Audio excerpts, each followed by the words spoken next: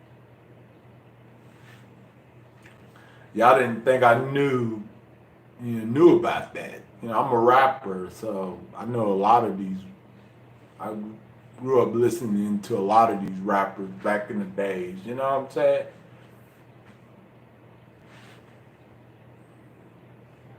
What about the E40? What about that song, Phony Water? She's my sister. Sprinkle me, sprinkle me, sprinkle me, man. Sprinkle me, sprinkle me, sprinkle me, man. Phony, phony water, would you sprinkle me? Phony, phony water, would you sprinkle me? Phony, phony water, would you sprinkle me? What about Captain Saberhole, man? She wanna be safe.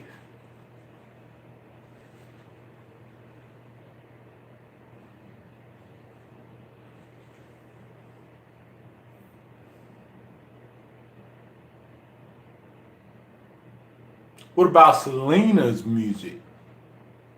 I'm Dreaming. I love that song, Selena.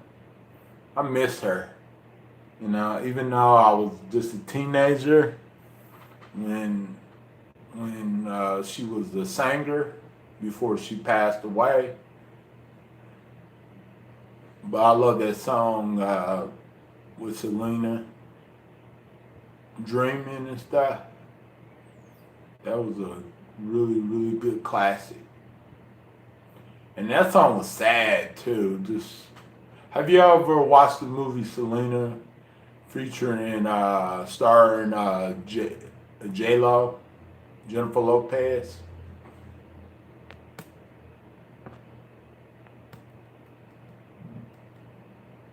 Yeah. Nelly, yeah. You know what? I like that song, Dilemma. Nelly, I love you. I do. That Dilemma with Kelly Rowland. When she was singing Nelly, I love you. That song was good. I like that song. And plus, I like that song with Nelly, Country Grammar, and that song with Nelly and Toby Keith is All in My Head. I think it was Toby Keith or it was someone. It was another country singer. It's all in my head. I think it was Toby Keith. I don't think it was. It was a country singer that sung with Nelly. It's all in my head. Keep thinking about her over and over again. I think it was it Tim McGraw or was it Toby Keith? Damn. It's been a while since I heard that song with Nelly. It's all in my head.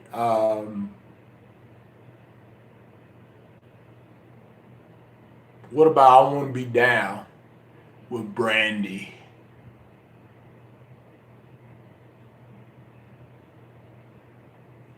And what about that song with Usher, My Way?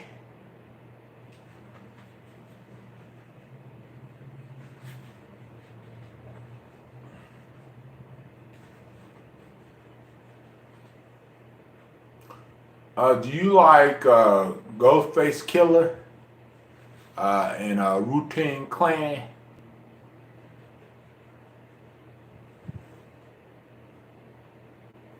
What about, do you like Old Dirty Bastard? Alan Jackson. Ooh, I like Alan Jackson's music.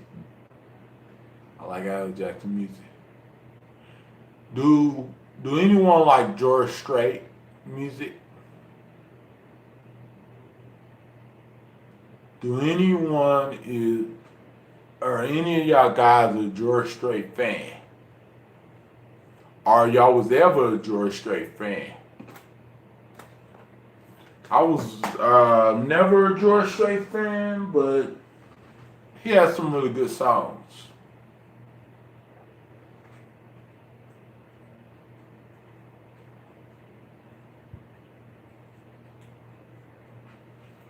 Who loved Queen Latifah?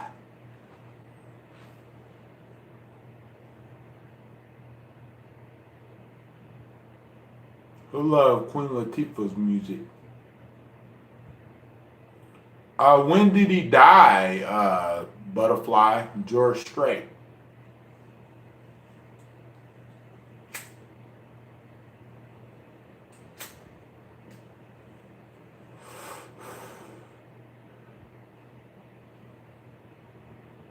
Okay.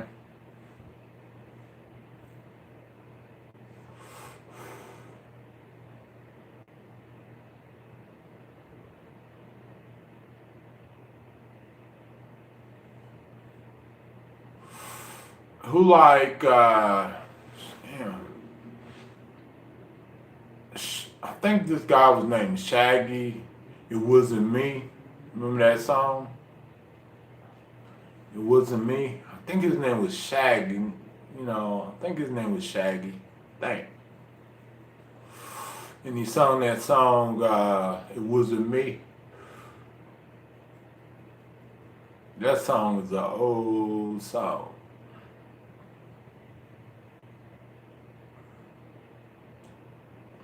It wasn't me. On the corner, it wasn't me.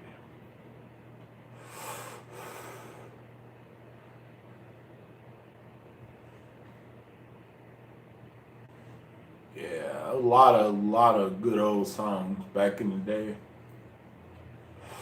Even some of the 2000 songs are old classics, you know, because a lot of the really good music from 2000s came out the beginning of 2000s, you know, like B2K.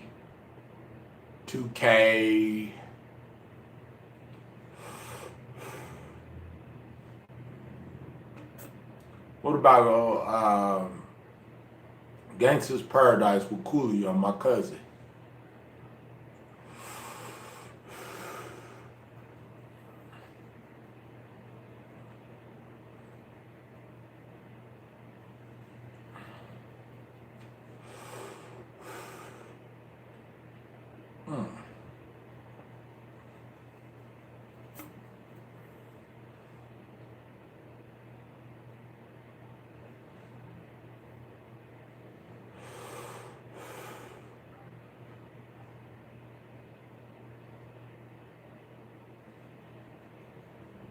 You know, my cousin had played in a lot of movies, you know what I'm saying?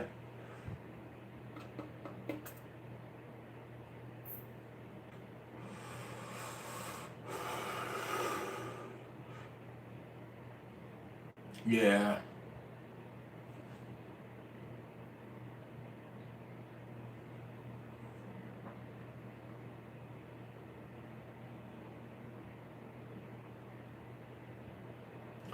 What about Drew Hill?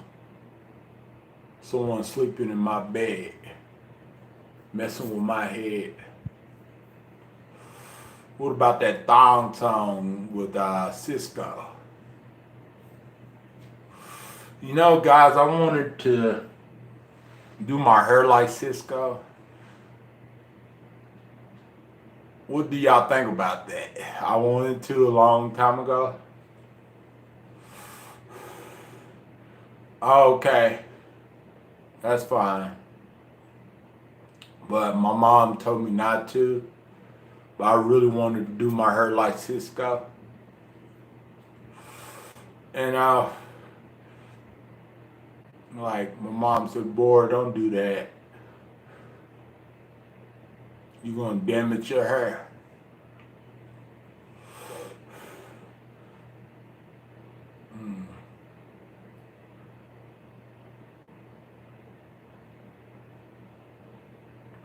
Yeah, what about Britney Spears? You Drive Me Crazy.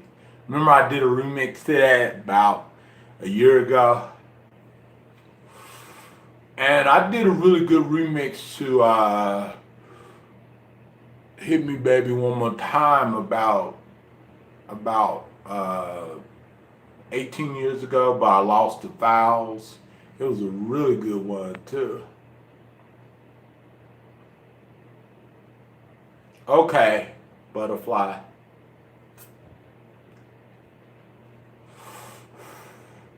What about Christina Aguilera, Genie in a Bottle? Genie in a Bottle.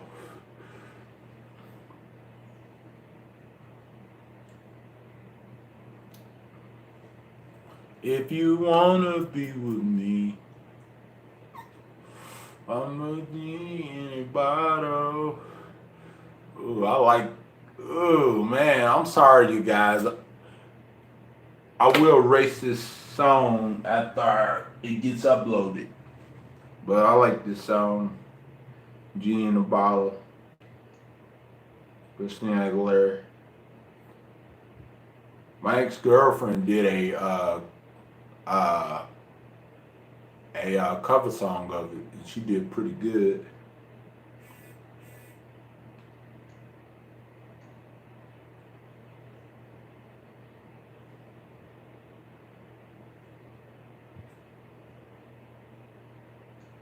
I'm sorry, you guys. I love this song.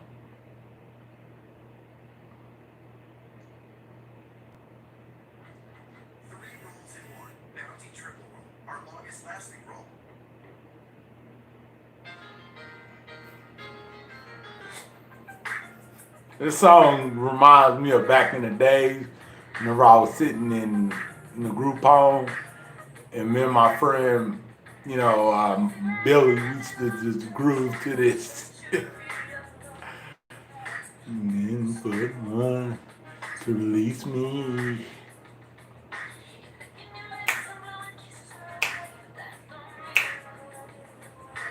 Baby, baby, baby.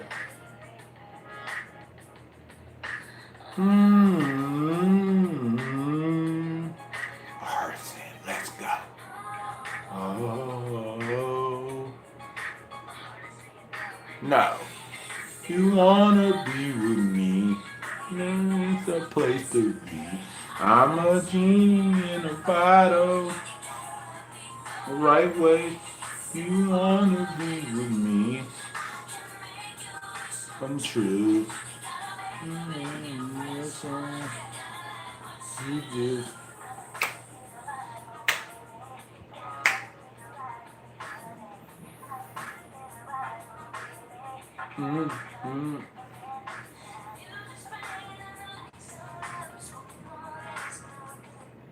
I like that song.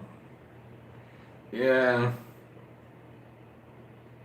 You know what my favorite song of Britney Spears? Let me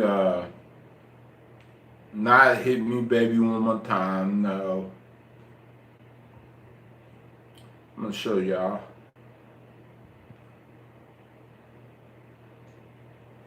And this song is a classic.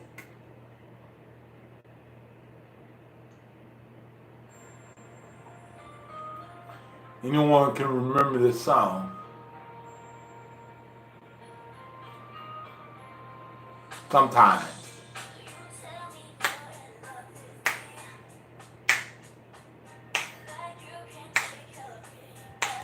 With me.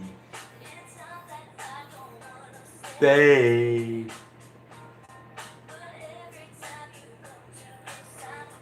Hey, I wanna believe everything you say, 'cause it sounds so good.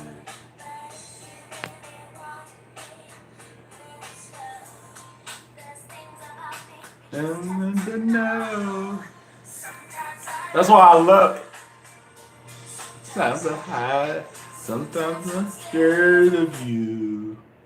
All I want to hold you tight.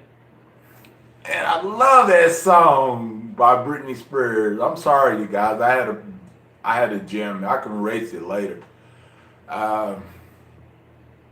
Sometimes, I love it. I love it. I was music was like that nowadays, but you know, a bunch of wannabes and bunch of mumble rapping and stuff like that. Yeah. I love that song. Sometimes. I never did a rap cover for that song, but I did a rap cover for You Drive Me Crazy and Hit Me Baby One More Time, but I never did because I never really got in the mood of doing a rap cover for sometimes, because it don't seem like it needs a rap cover. It seems like it's someone like a preppy white girl should sing that song. Sometimes it don't seem like a average black guy rapping. Sometimes, yeah, nah. So that's why I never did a cover of that. But it drive me crazy, I have done it. And also Hit Me Baby One More Time. And she got a song that's called Toxic, I think. I think it's called Toxic.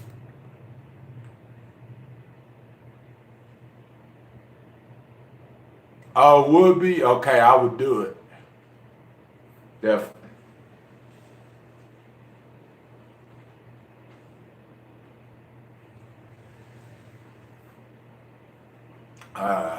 Have you ever heard of Afro Man? Because I Got High? I like that song. Because I got high, because I got high. La la la la la. I like that song. I love it.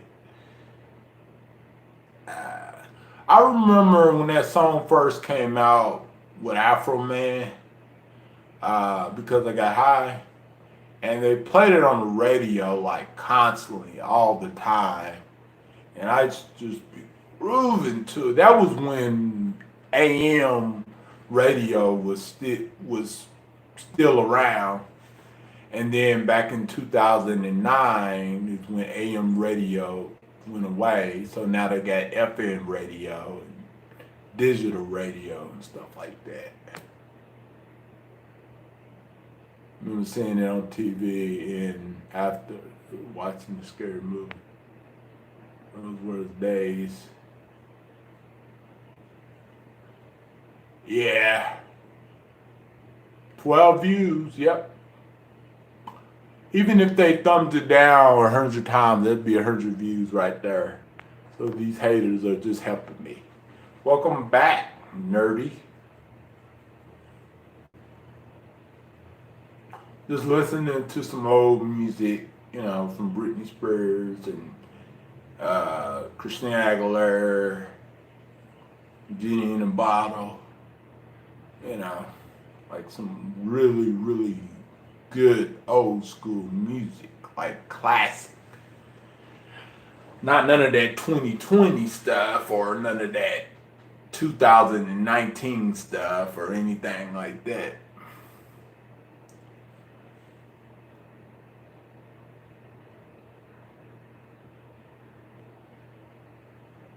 Rub her the right way.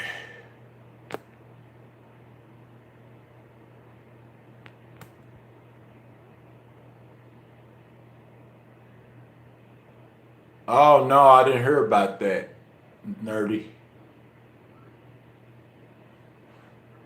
Tell me more about it. I didn't hear about nothing like that.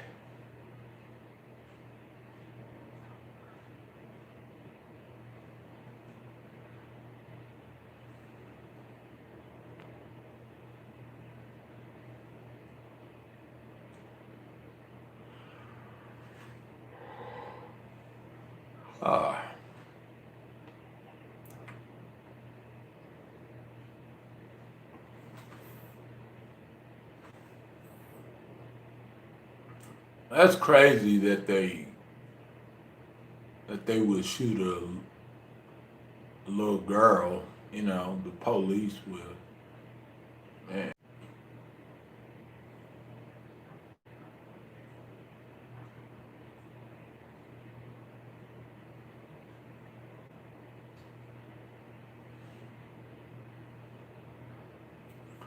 Why would they do that to? Why would they do that to a little girl? You know, like I know the police is they're scared, but dang, a little girl? Like, come on, you know, like, dang, kid's life mattered too. Her mom was inside in the bank, and was where was the shootout? Yeah, damn.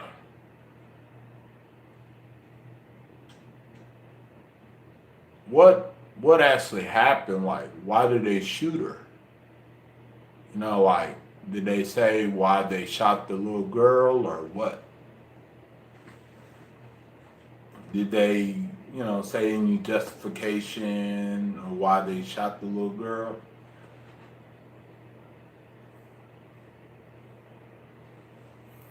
Or was the little girl in harm's way, was just in the wrong place at the wrong time?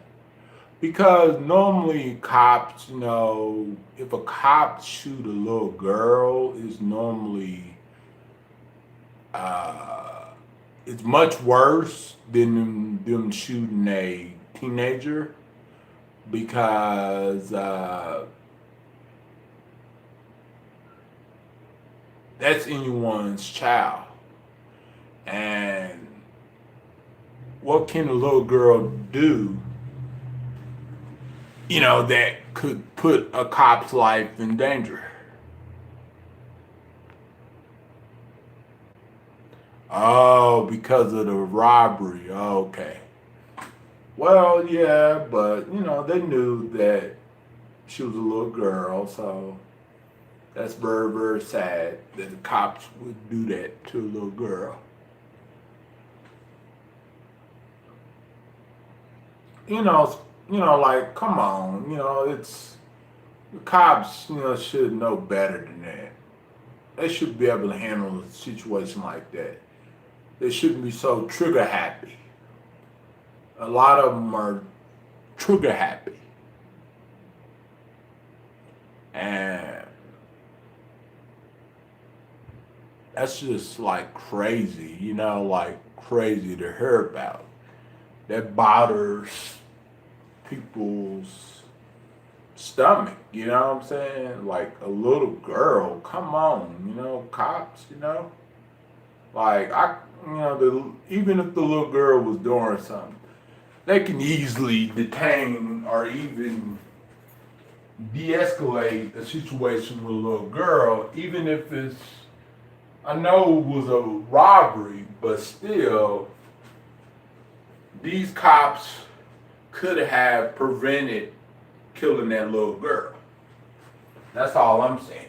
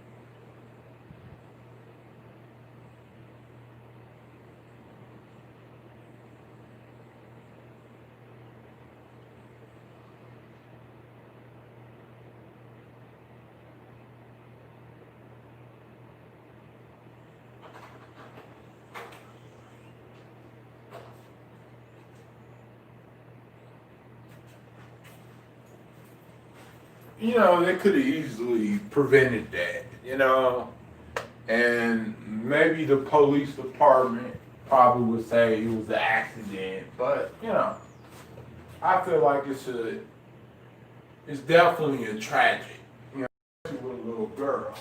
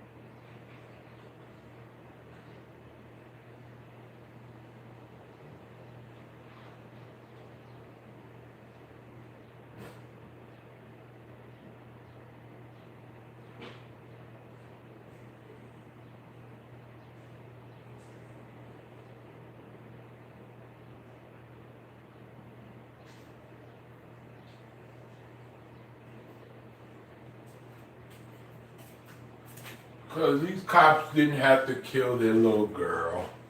I understand accidents happen, but now now a mother got a child lost.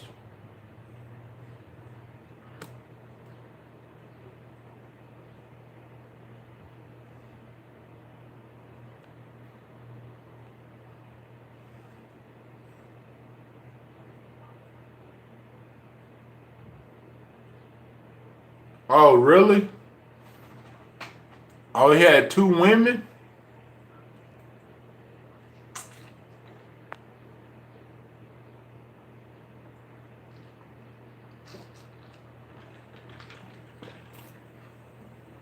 Man, tell me more.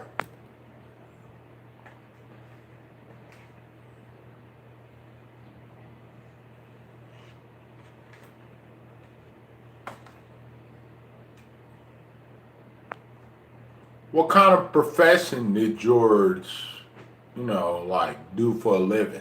You know, was he a lawyer? Was he an activist? What, you know, uh, what is George's work history?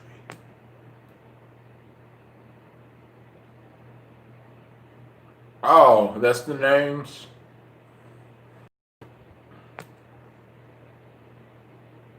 Oh, he was a security guard? Oh, okay.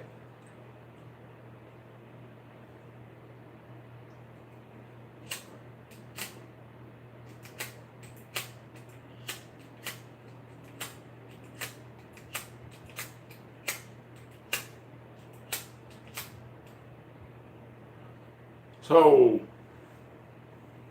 so where was he a security guard at? You know, for like a store or a building or what? Or property or what? Okay.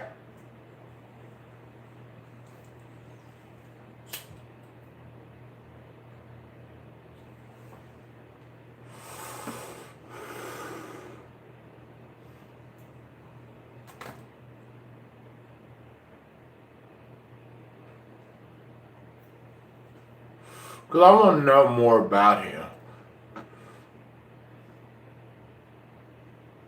Okay, sweetheart.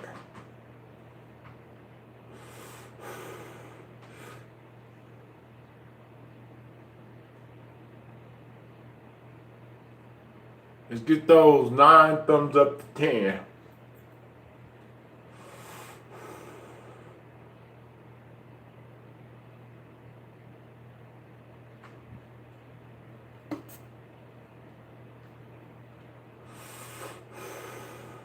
Man, so he was a freaking hard-working guy. You know, it's not like he was just unemployed or jobless like me. Now, just joking.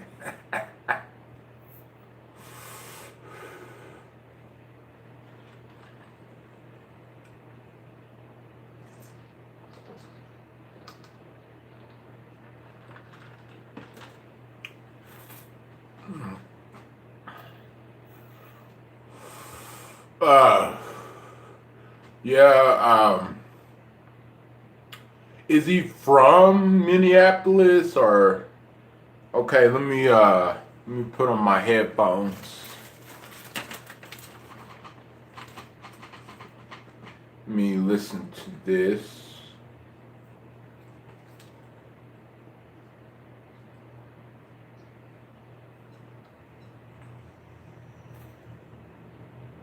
Oh, he's from Houston. Why? So why was he in Minneapolis for? Like, you know, like, so he moved from Houston to Minneapolis, or did he have family in Minneapolis, or what? Like why did he? Why was he in Minneapolis? Hold on. Oh, I see. He wanted a better life from all that. Yeah. Okay, I see now.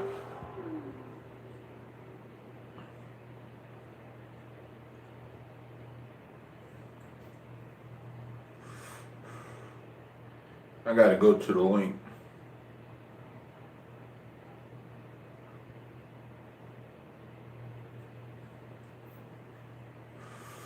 He was dating a white girl?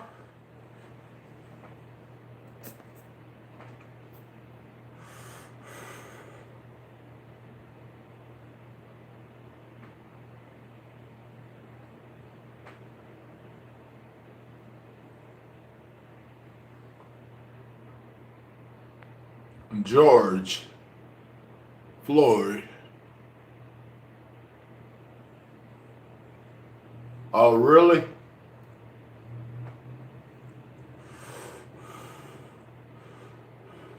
No, I was saying, why did he move from Houston to Minneapolis or wherever?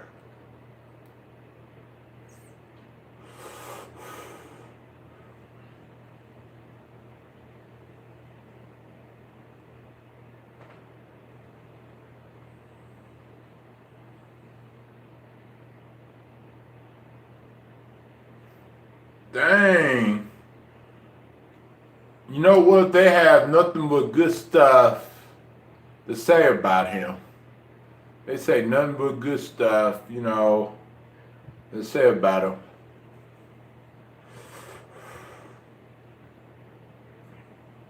Oh, he was friendly to everybody. You know, he was a good guy. It's good that he treated everyone with respect.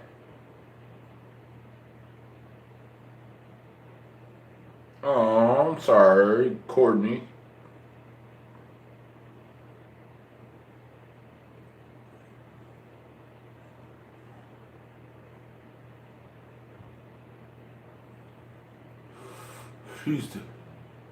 He came to Minnesota to get a fresh start. Yep.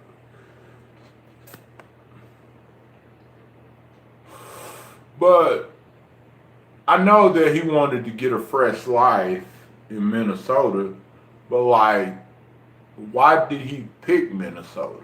You know, like, did he pick it because he always wanted to go there, and then, you know, it was much better than Houston, or what? Because I know a lot of people come to Oklahoma City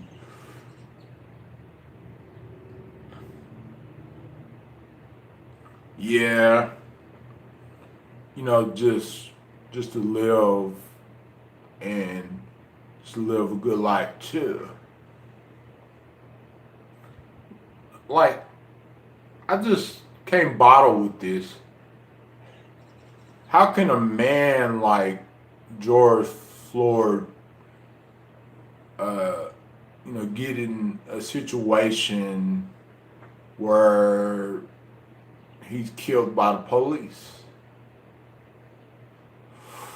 Why all the good men die in the hands of the police?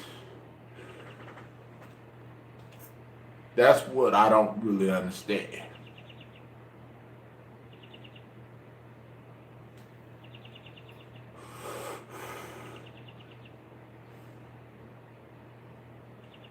Oh, he seemed like he was a very spiritual type of guy.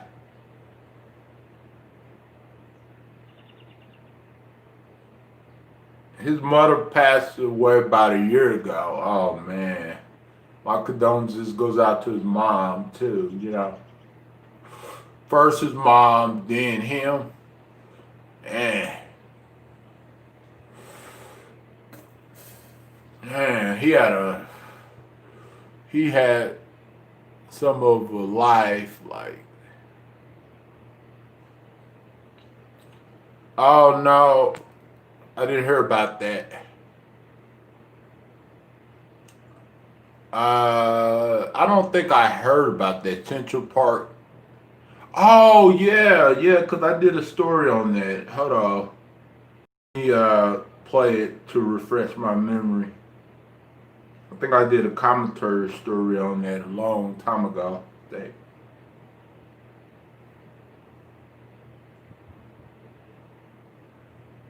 Oh, the woman that called the police on the African American man for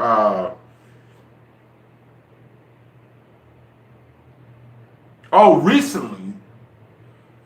Oh, this happened recently. Oh, dang. I never did a story. I think I did a story on another one that's similar to this. Man, it's crazy. African American man threatened her life. African American man threatened her life. Oh, what did he say to threaten her life? Like, yep. What did he say? Oh man, that's sad. That's very sad. A lot of stuff is going on, Natalie.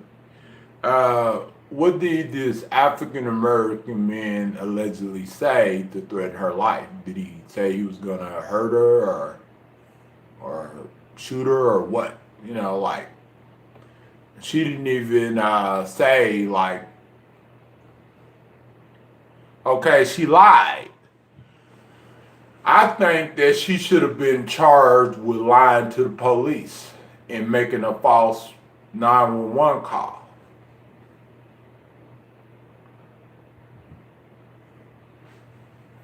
I think I'm gonna do a commentary story about this tomorrow.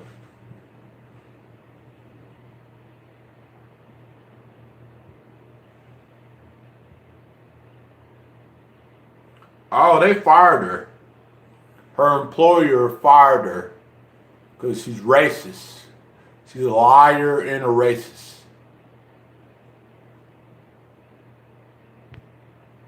She even said she was going to lie and was caught on video. Oh, wow.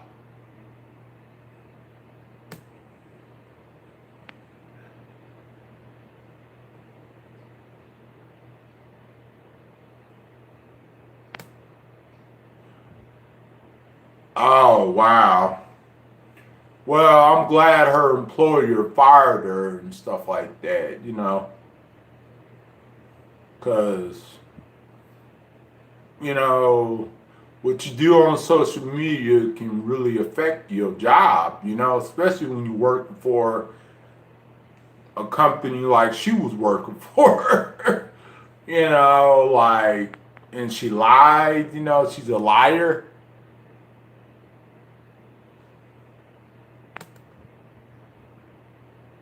She ain't racist. You know what? People that say they're not racist, they normally are racist. Because if their intentions, whenever they are having a confrontation with someone of a different race, and they just start calling them racist slurs, and they say, "Oh, I'm not racist. I'm a black friend, or I got this." Nah, that's just an excuse, and that's just a justification of their racist behavior. If she wasn't racist, then why did she call the police and lie? She called the police because he was a black man. If he was a white man cussing her butt out, she would never call the police. Seriously, she would never call the police. She would never say, "Oh, this crazy white man cussing me out." She would never did that if it was a white man. But this black guy didn't do nothing. You know what I'm saying? You know, she wanted to lie. And she even said that she was going to lie. And she got caught on the video. She's a liar. She's a snake. And she should be fired, you know?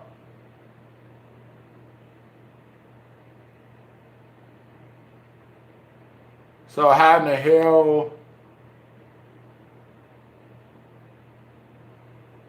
hell can you not be a racist?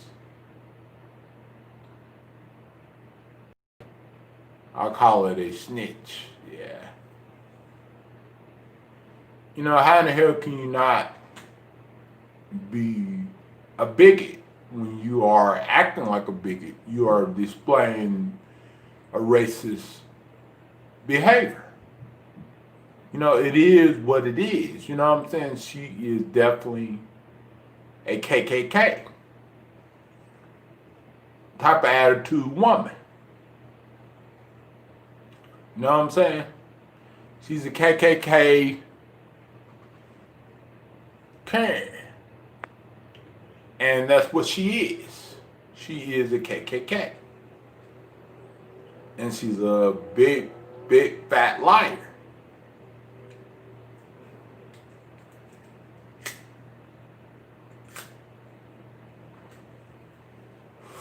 And she lies more than Donald Trump. And that's the truth. Okay.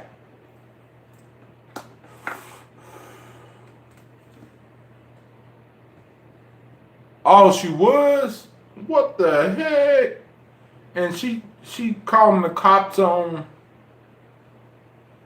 a black guy and being racist. She's a hypocrite.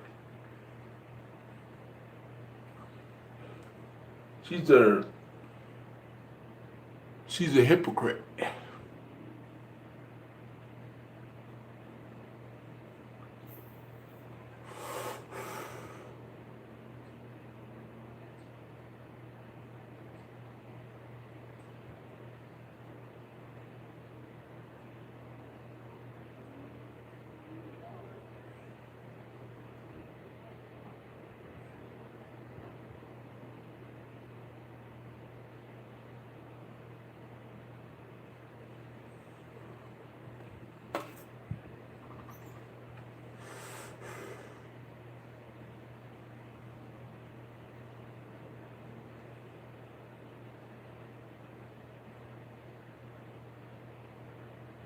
Weaponize the police against a black man.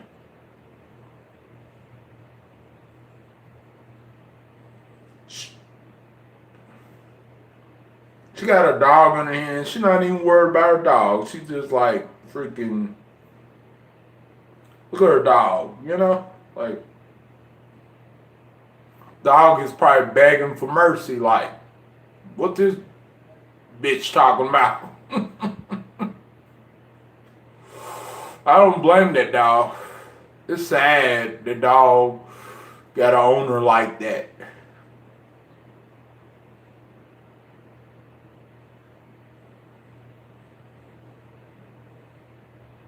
Unleash against park rules.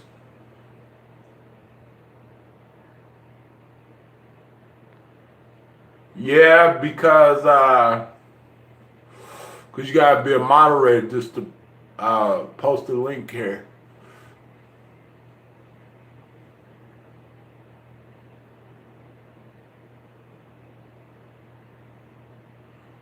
She was grabbing that dog, hauling it around like, that's abuse. That dog should be taken away.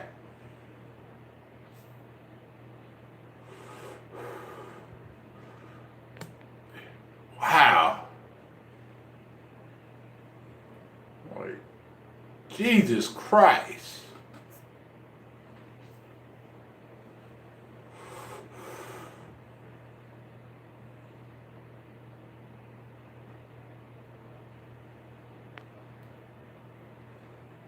Like, that dog just like, you know, his head moving like this and everything, and she's, you know, not having no concern for her dog at all. And dogs need to be on the leash. People need to stop breaking the rules. And whenever they're walking their dog, they need to make sure their dog is on a leash. That's against the law.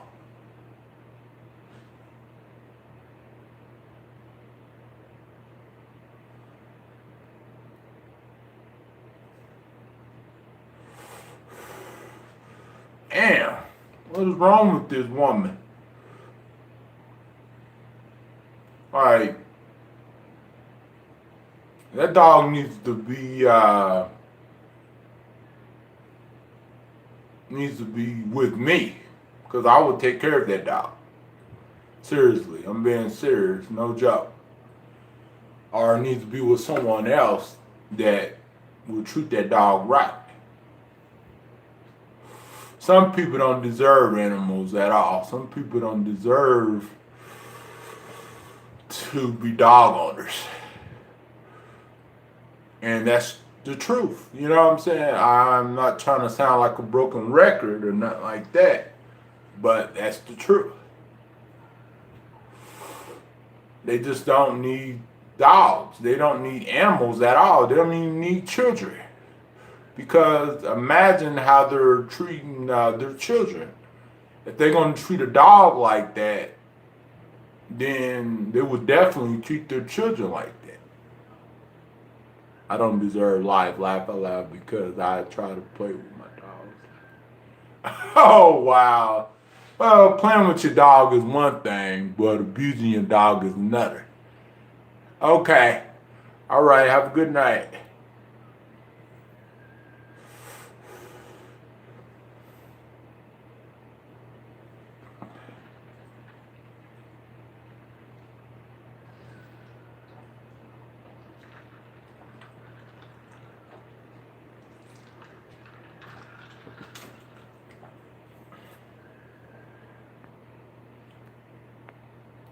Because you can play with your dog, like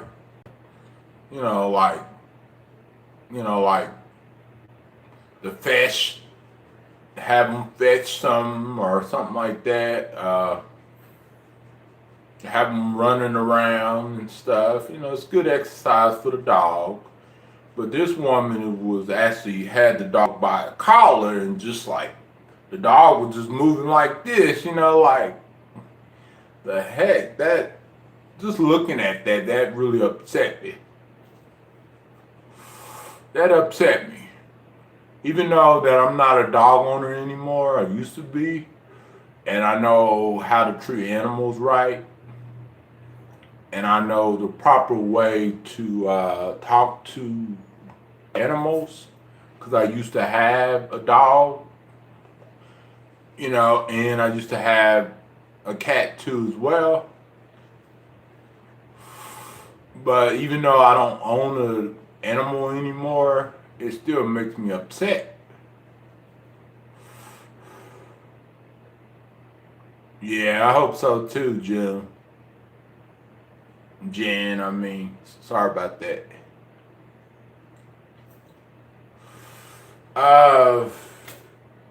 Cause no animal or no human being should be treated like that at all by nobody.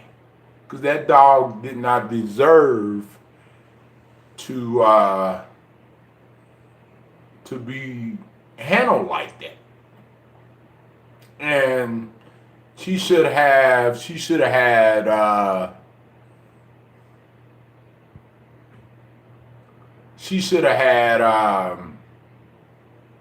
that dog taken away a long time ago. And she should have had that dog on a leash. And she should be embarrassed of herself. Because what good human being does that to an animal? Any animal. Regardless of what it is. Like, no good human being does that stuff. You know? And animal cruelty and animal abuse needs to stop. Period. And if I was at that part, I would go off on that woman for doing that dog like that. Because I'd be pissed.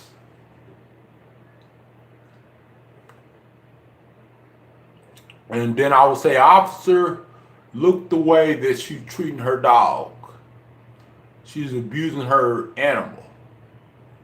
You know what I'm saying? You need to call the rescue and get that dog rescued and get that dog taken away.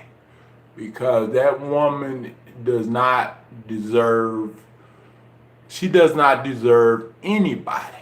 Not even a man. You know what I'm saying? Because what kind of man would want a animal abuser or a racist? Maybe a racist man would want her, but even racist men wouldn't even want her, because even some racist men, they take good care of their dogs. You know, I see a lot of white men that are racist. They treat their dog like their children. You know what I'm saying? So no one would want that woman, especially seeing that video. Like, I feel bad for whoever kid she is, whoever dated her. Yeah.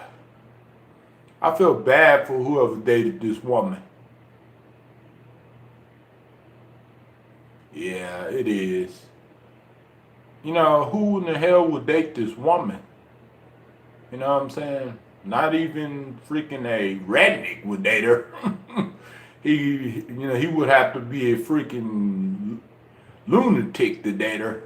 You know, like, she's everything that mama warned me about to stay away from.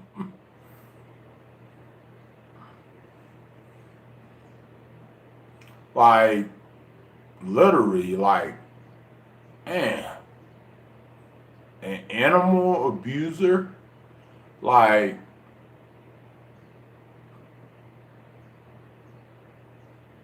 it's one thing to get upset, but it's another thing to be racist and say on camera that you're gonna lie to the police. You know, that's just like, oh man, I'm glad that this woman is out of work. Whatever happened to her, she gets what she gets, you know?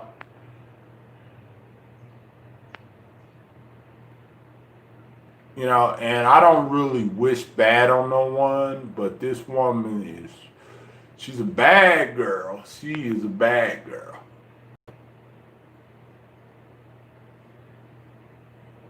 She's a bad girl. She's a bad girl. You know, like really, seriously, she's a bad girl.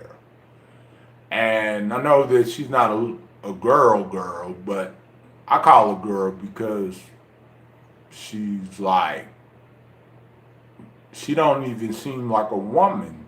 You know, like a real woman is not gonna do that and behave that way. Simple as that. You know, that's just heinous. That's just freaking unspeakable. You know, that's just ludicrous. You know, like, no, this woman reminds me of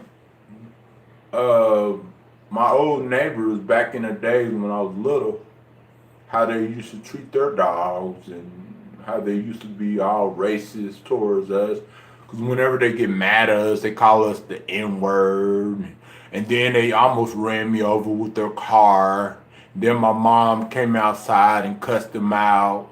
And then they called the police on my mom. And the police sided with my mom. And the police told the racist woman to get the hell in her house or else he will haul her down to jail. He will haul her downtown. I remember that when I was like about 9 to 10 years old. You know, she thought that since she was racist, she thought that the police was going to be on her side. But no. No, the police was on my mom's side because my mom cussed this woman smooth out. She was trying to run me over. Like I was walking in the sidewalk and this woman literally, this racist woman was literally trying to run me over because she was hateful. She was mean. She was mean to her animals, everything.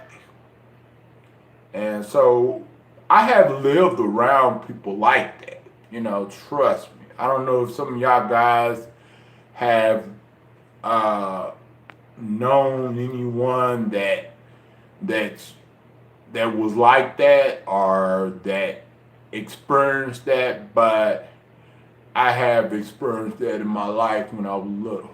And that was not a good experience at all, you guys. I'm being honest to y'all. It wasn't at all. Because I don't, you know, my problem is I don't care whether you racist. The fact of it is you don't run a little boy over with a car. Try to run a little boy over with a car. A 9 to 10-year-old. Lord, run them over with a car. You know what I'm saying? I don't care if you hate Jews, you hate this group, you hate that group. It's not about just you hating on people. It's about your actions and your behavior.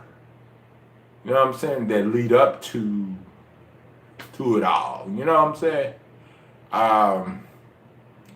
Because racist people, they have rights too.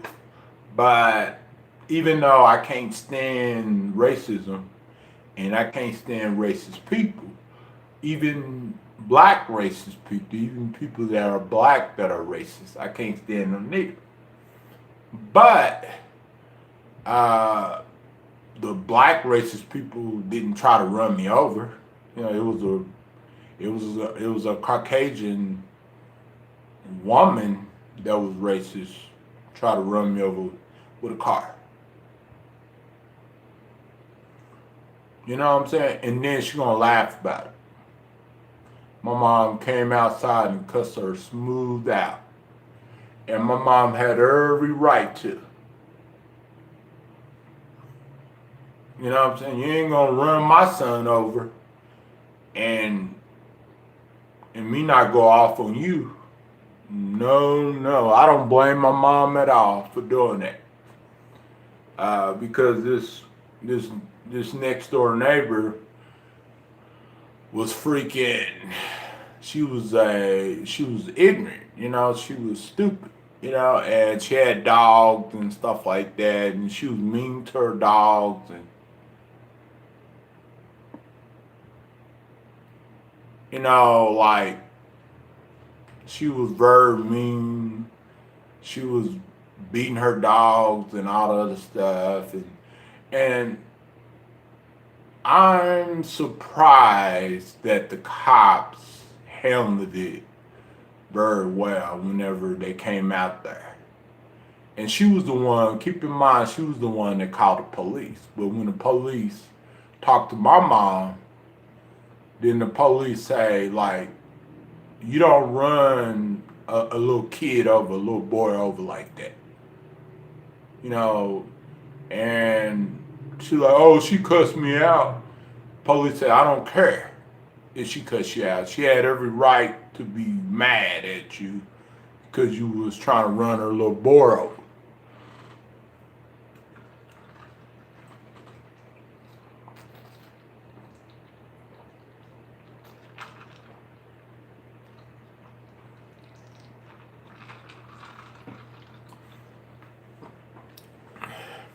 And she's lucky that the police didn't arrest her.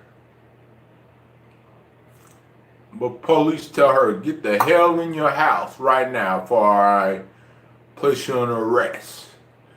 And she was just scared of the police. She was like, I thought you're supposed to be on my side. I thought you're supposed to be on my side, you know. She's black, you know, like, nah. Police don't care. Some police officers, they don't care about black and white. Some of them don't. No, you try to hurt this woman's child. Like, no.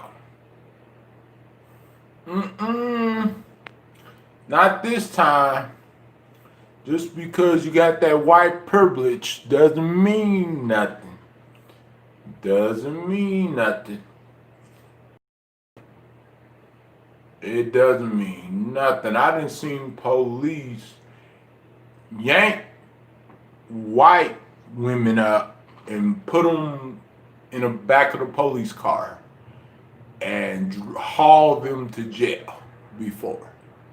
And they thought that the police was going to be easy and nice to them, but no, the police don't care about you. Don't care about you like that at all. If you're not one of them, they don't care nothing about you.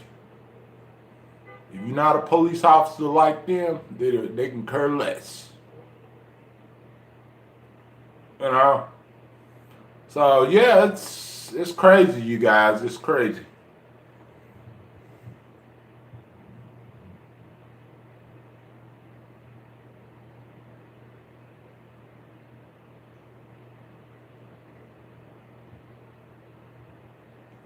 Oh, police was called, but there was no arrest.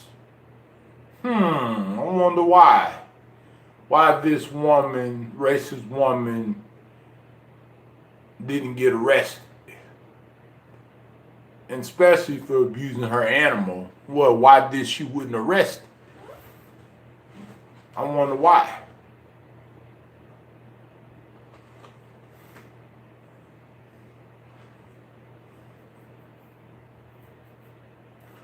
You know, like, she must have been like really, really lucky, because normally in a situation like that, especially when it's caught on video, you know, the cops will most likely arrest people like that. But you know, this case, no one wouldn't arrest her. So she called the police and said a man was threatening her life, and he wouldn't arrest it. She abused the animal. She wouldn't arrest it. Oh, it's okay. She wouldn't arrest it. Nothing happened to her at all. But she got fired.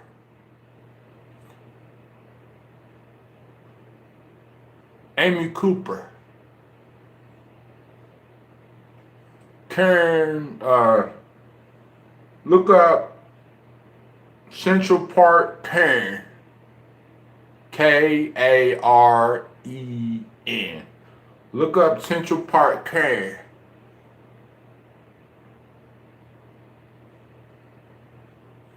And you would, or look up Amy Cooper.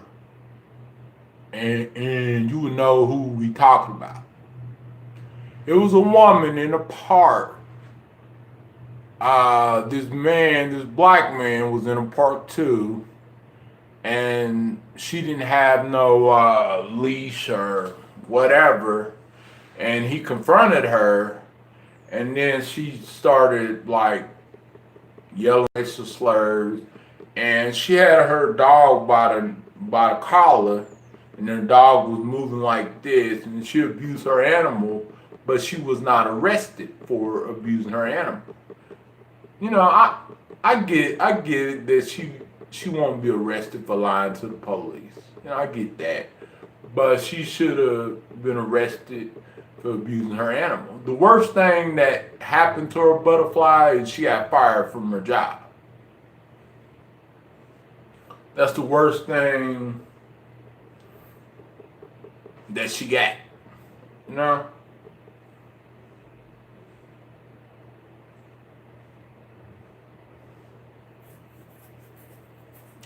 The links is on the top, butterfly.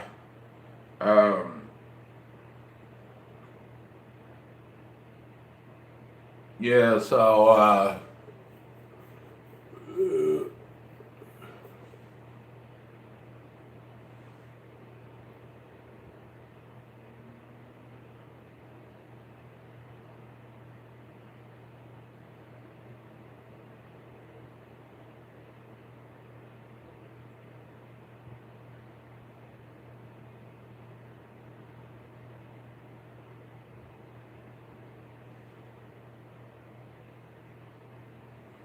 she said before the video of her, Cooper has been yelling at her and offering her dog unknown items. And that's why she felt to lie to the police. And she felt like her life was in danger because he was yelling. Why was he yelling though? The question is. You know, because she was doing something wrong, obviously. And yelling doesn't constitute. Yelling is not a ground to call the police, especially in a park, in a outside park. Because was he yelling like to harm her? No. Was he yelling to put her life in danger? No. If she was so frightened, then why did she stay where she stayed at? Why did she didn't run with her dog? Why did she didn't just ignore the guy and went the other way? And if the guy was offering her dog unwanted gifts, unwanted gifts, then she should have said, no, thank you. No, my dog is good. And that's what she's saying allegedly before the video. It's always allegedly. It's always something happened before the video. Like, okay.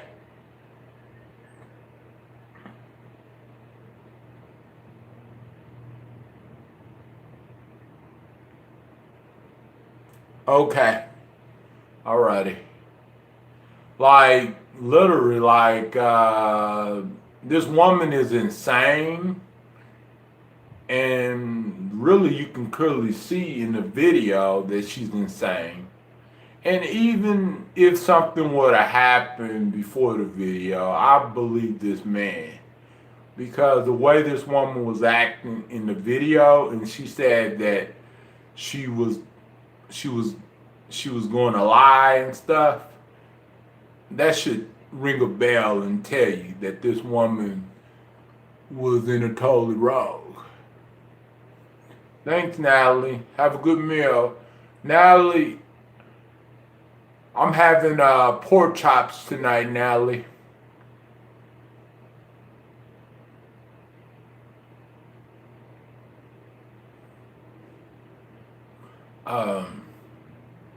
Because why in the heck would you,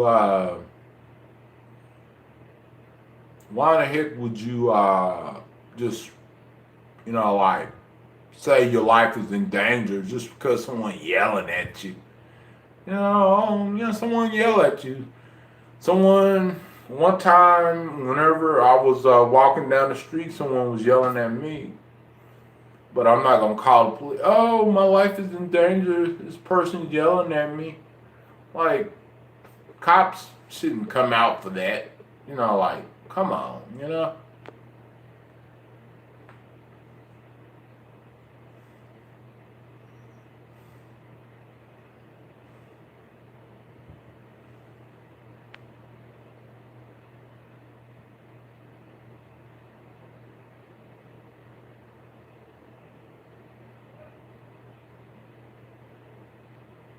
Oh, really? Someone predicted your death? Who?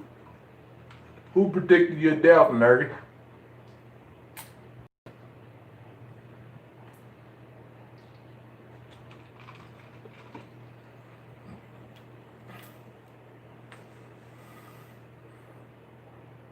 Who predicted your death? Oh, really?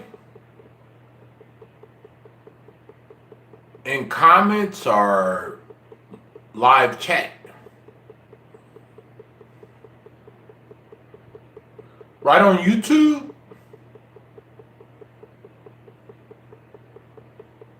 Would you live or right on video? Whenever, like, in the comments. What? Why would they do that, nerdy? Why would they predict your death? Oh, wow. Well, someone said one time, some of y'all wasn't around at that time, but years ago, someone said I was obesity and I was too fat and I was going to die in a couple of years. Someone said that to me. It was about, about 5 or 6 years ago. And I was like, wait a minute, like, that's a horrible thing to really say to anybody. Saying someone's obesity and someone's gonna die in 2 years. But I didn't die in 2 years. I stayed alive. You know what I'm saying? Because my weight is good because my height is 6'2".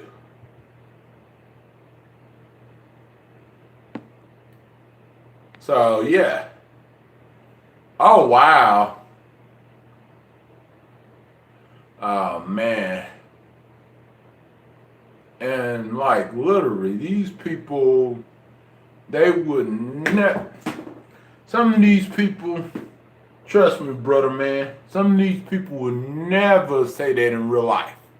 Showing their face, they would never call you up and say that to your face. They got to say that behind a computer screen. And because they're scared, because they know that they'll be arrested for saying that to your face. People on YouTube can be very nasty and forward.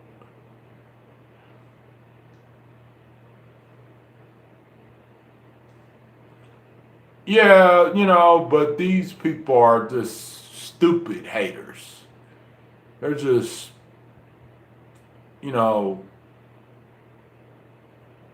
dummies, because only a dummy would say the things that they say. Like, literally, like, talking about someone's death You know, like, come on, you know, get a life, you know.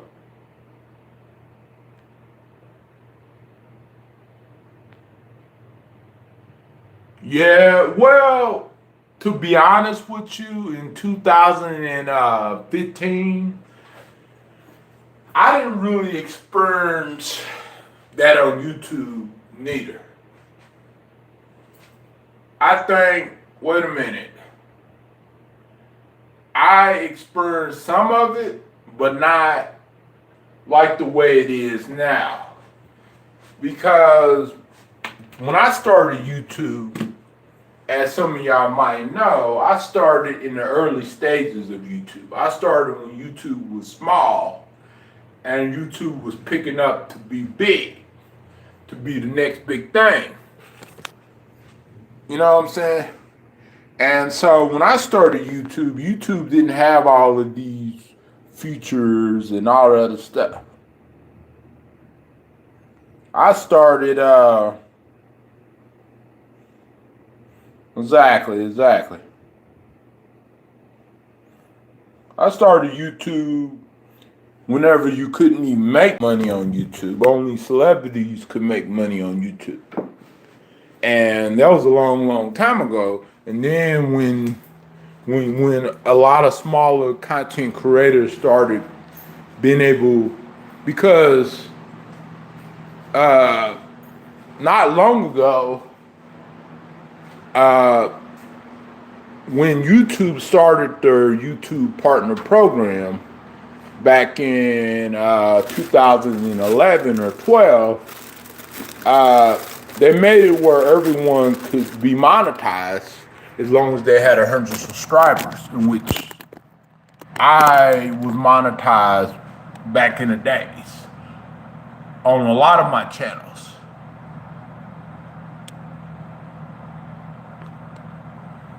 And I used to have this one channel where I had a lot of videos.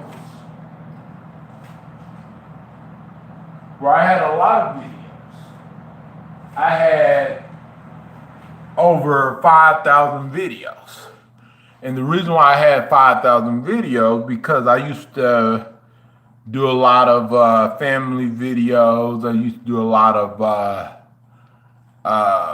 like walking around the park type of videos. I used to do a lot of just like videos, just playing basketball and stuff like that. And I had the channel and I had a lot of videos, like a lot. It's nothing compared to my two main channels. But I had to delete a lot of those videos because I was like, nah. And then when I started Upinthehouserecords TV channel, it was in 2011. And when I started that channel, my very first video on that channel was my mom shopping at Walmart. And then I started doing videos with my nephew. And then after that, I started doing more videos with my daughter. And then I started doing, other videos like Donald Trump videos. I started doing Freedom Pop videos that got hundreds of views, So I did videos that have gotten views, like a lot of views, like thousands of views. I have, round about, let's say, 50 videos that I ever did that gotten a lot of views.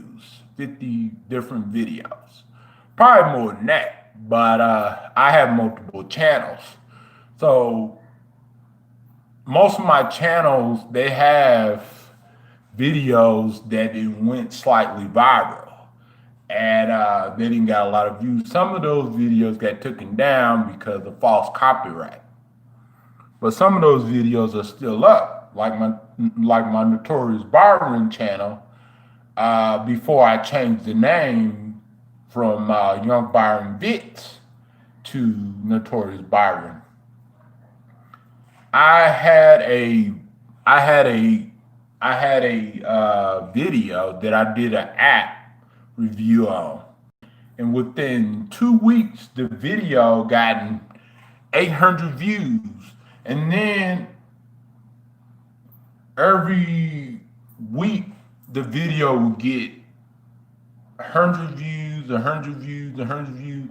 And the video now got almost 15,000 views. And also I got a video on the internet. Some of y'all don't know because I don't go to this channel that much anymore. Young Byron News. This Uber lady was fighting with this, this doctor was fighting with this Uber lady. And that video got, like almost a quarter of a million views. And almost 2,000 comments. And like a half of 1,000 thumbs up, and then 400 thumbs down. So I got videos on the internet still today that has a lot of views. Whether if it's music videos, whether if it's political videos, like app reviews or cell phone reviews. So I know how to get views on videos. It's just lately, this year and last year, I was focusing on the wrong things. So that's why some of my videos didn't get that many views. And a few, maybe like, let's say like 5 or 6 of them, did pretty well. But get this, I have a song that's called Falling For You, dedicated to my ex best friend. It has, I'm not lying, it has about maybe 4,000 or 5,000 views on this channel, and the song only been out less than a year, and it has a lot of views, and a lot of the comments were erased because the bots, the YouTube bots erased a lot of comments and stuff like that. But I have videos that have views, like a lot of views, not just like 200 or 300 views, but thousands of views. So I know how the algorithm worked back then, and how the algorithm work these days. So when someone is surprised of how I know how YouTube works and how, what videos to focus on to get views, people be shocked because it's not that hard at all.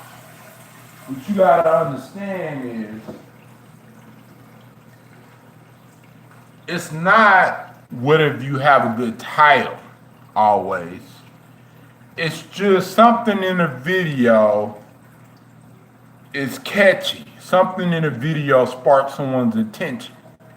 Like, how whenever they make, like those fighting videos, and some of y'all see those fighting videos get like a lot of views, and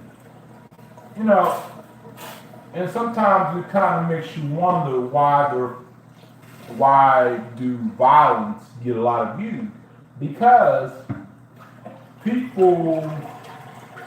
some people go on the internet and watch fight videos all the time because it's pretty popular.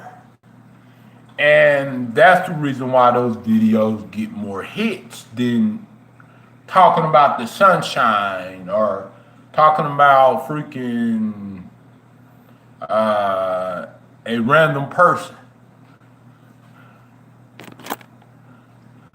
Because those videos, YouTube knows what videos to promote. They know what videos to really give attention to. So it's not just the title of the video, it's the concept of the video. What's in the video? Is it something interesting?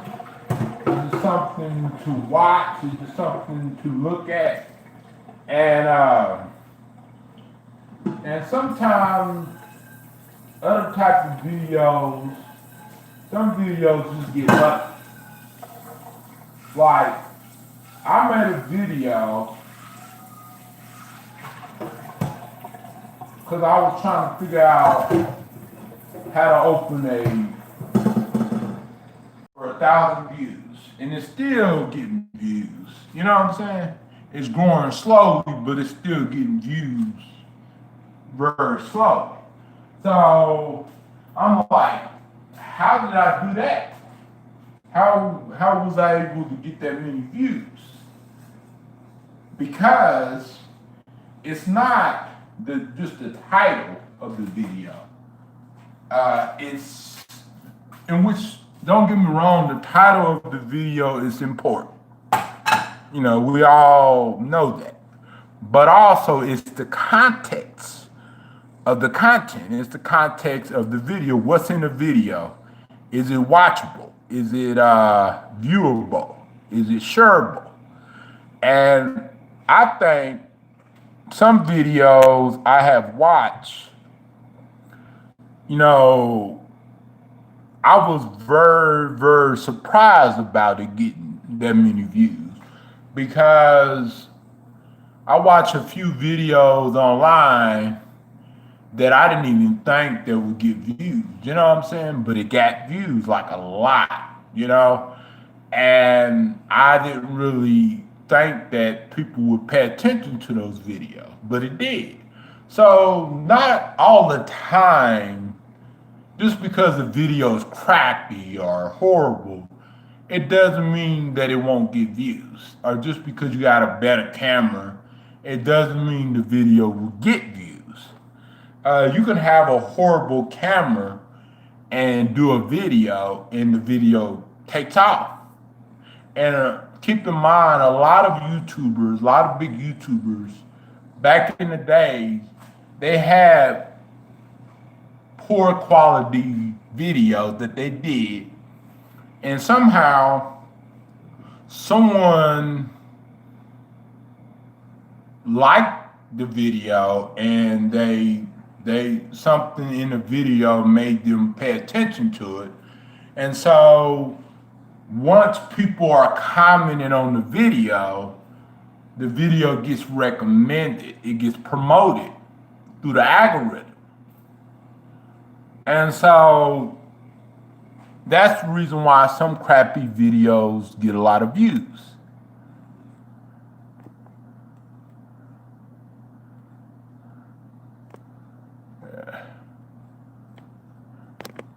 And I know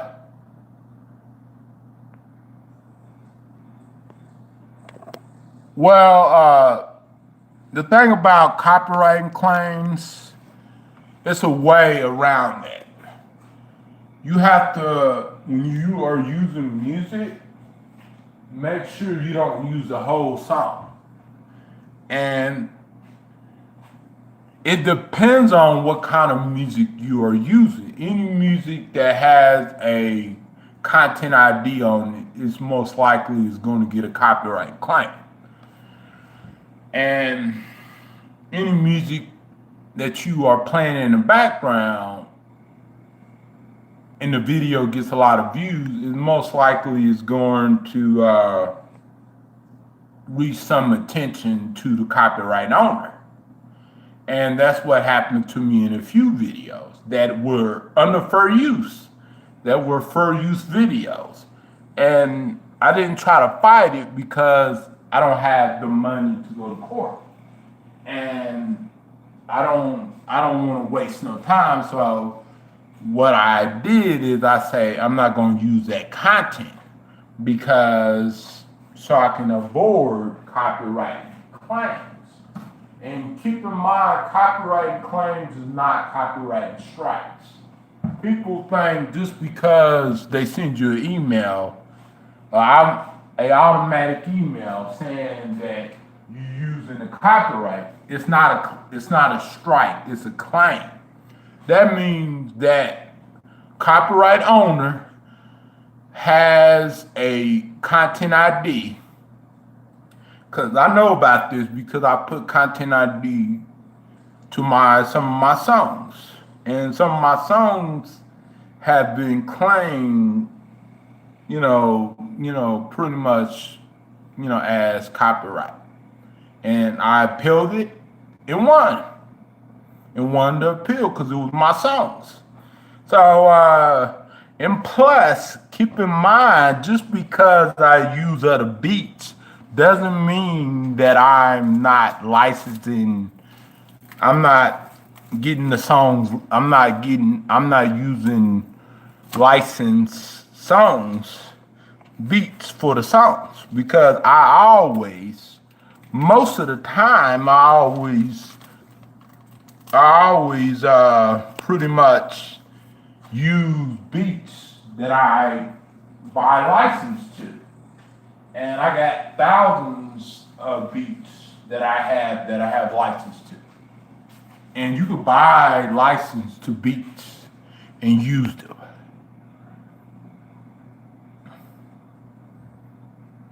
You know what I'm saying?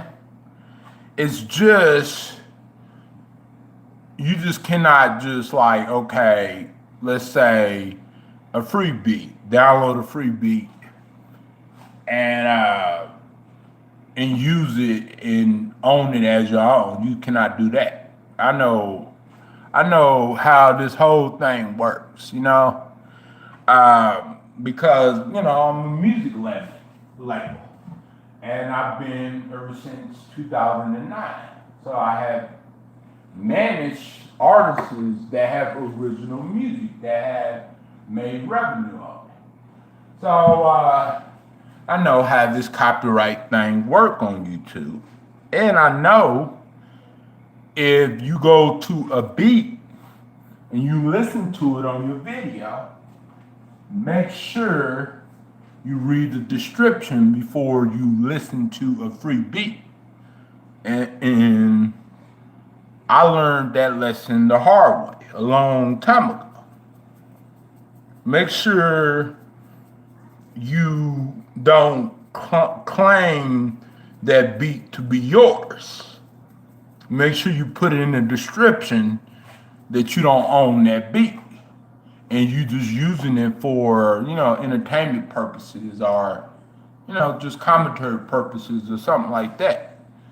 And, cause just because it says free beat doesn't mean you can monetize it, that beat playing in the background. And that's what I had to learn 5 years ago. Actually, not 5 years ago, 8 years ago. Because, I thought since a beat was free, I thought that you can use it for your music. And you can for non-profited purposes. For just, just like for fun or something like that or for entertainment purposes.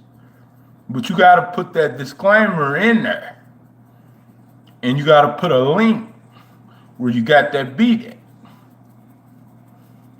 And the best thing to do is contact that beat owner and tell them that you are using their beat for entertainment purposes. And then that beat owner can, say, okay, that's fine as long as you give me credit. Because it says in the descriptions, when you listen to free beats on YouTube, it says, please give me credit. You can use this beat, but please give me credit. And I put links where the beat is. I put the name of the person that made the beat. And I say clearly I don't own that beat. But I have made beats on my own. You know what I'm saying? I have made 5 different beats on my own through a beat maker thing. And also, I have license to thousands of beats. So it's not like I'm just freaking downloading free beats and using it. Because if I was doing that, then I wouldn't be able to put some of my songs on iTunes or Amazon, because Amazon's and iTunes, they check for that stuff. So, yeah. And they're pretty strict on it. So, yeah, I know exactly how that works. And it's a website that you can listen to free music, royalty music, and you don't get copyright claims. And it's like a few websites out there. You know what I'm saying? So it's a way around it. You know, you just gotta research. And they got music through the music library on YouTube that you can use that you would never get copyright claims for at all. But when you do get copyright claims, what you do, when you get an email where it says view the claim, view the details, click on it, and then you can either mute the song or you can trim the part out, or you can dispute it, which meaning that just in case YouTube made a mistake, or you got license to the beat, or you got permission to use the beat or use the song or whatever. But you gotta have some kind of justification, just to use the song. Because YouTube has a lot of movies that people upload every day, and they never get copyright claims. And like Lifetime movies, and it kind of makes you wonder why. But if you upload a movie from Sony or from Paramount Picture, you definitely will get a strike because they're not playing it. You know what I'm saying? But from these other movie companies, I done seen movies on YouTube for years, and they never get copyright claims. They never get strikes, nothing like that. And you know why? Because before they put the movie out, they chop it up and they zoom it in, zoom it out, so it can avoid detach copyright. Yeah.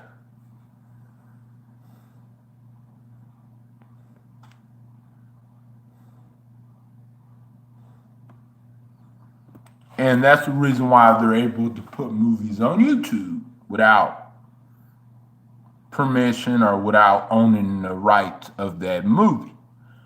Because think about it. Do you think YouTube don't know that people are putting copyright, movies on YouTube? They do know, because they gotta know, because some of the movies are recommended. You know what I'm saying? Some of the movies are recommended, and so they gotta know what's going on. But the only person that can strike it for copyright is the copyright owner, is the production, the movie productions. And I know people say, "Oh, well, I'm gonna contact the movie production so they can get it down." It don't work like that, because it might be harder than you think to contact them. You know what I'm saying?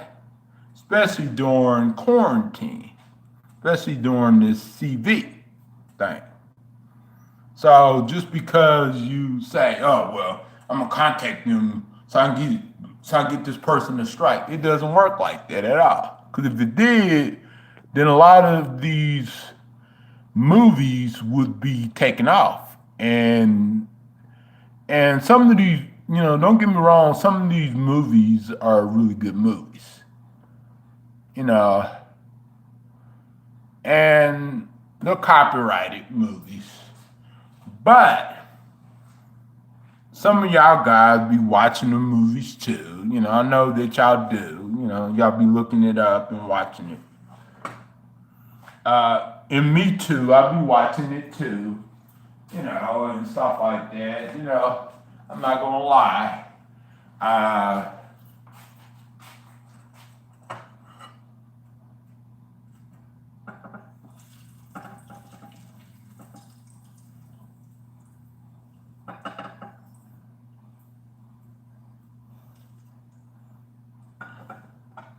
I'm not gonna lie, I'll be watching the movies too, you know what I'm saying?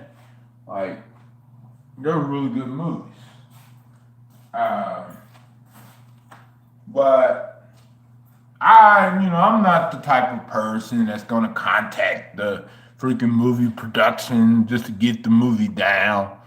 Cause, hey, it's, like, it's not my movie, so I'm not gonna worry about freaking someone re-uploading a movie on YouTube, like, seriously. Who cares about someone re-uploading a movie on YouTube? That's been going on for freaking years. So, yeah. So, I think those movies are free. So, who doesn't like free? Who wants to pay for a movie on YouTube? And they also got that website, that channel was called YouTube Movies, and you can watch free movies too on that as well.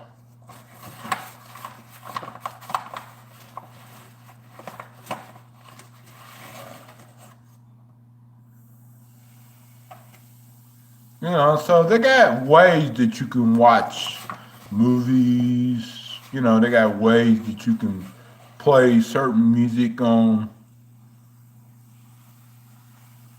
You just gotta know the loopholes around it. Because why do you think some of these big YouTubers, they're able to play copyrighted music and they're able to still get ads play on their video? Because some of them, what they do is they mix up the song, and some of them give it a high pitch and everything. They edit the song so that way it can't get a copyright attachment on it. So that's how they're able to do it. There's ways that you can do it. If you got a computer and a phone, you can definitely do it. You can definitely play music that you want to play, but you got to have a computer. Because a phone won't really work that well. But a computer will definitely, because you can mix it up. And everything. So it won't detach copyright. So that's how some of these big YouTubers do it. You know what I'm saying? Because they know the loopholes behind it without it detaching as copyright claims. Because some people, they don't have a computer or they don't have a laptop, a fancy laptop, or a fancy editing software just to chop up songs and just to mix songs up. Some of them do, some of them don't. And so that's the reason why some YouTubers out there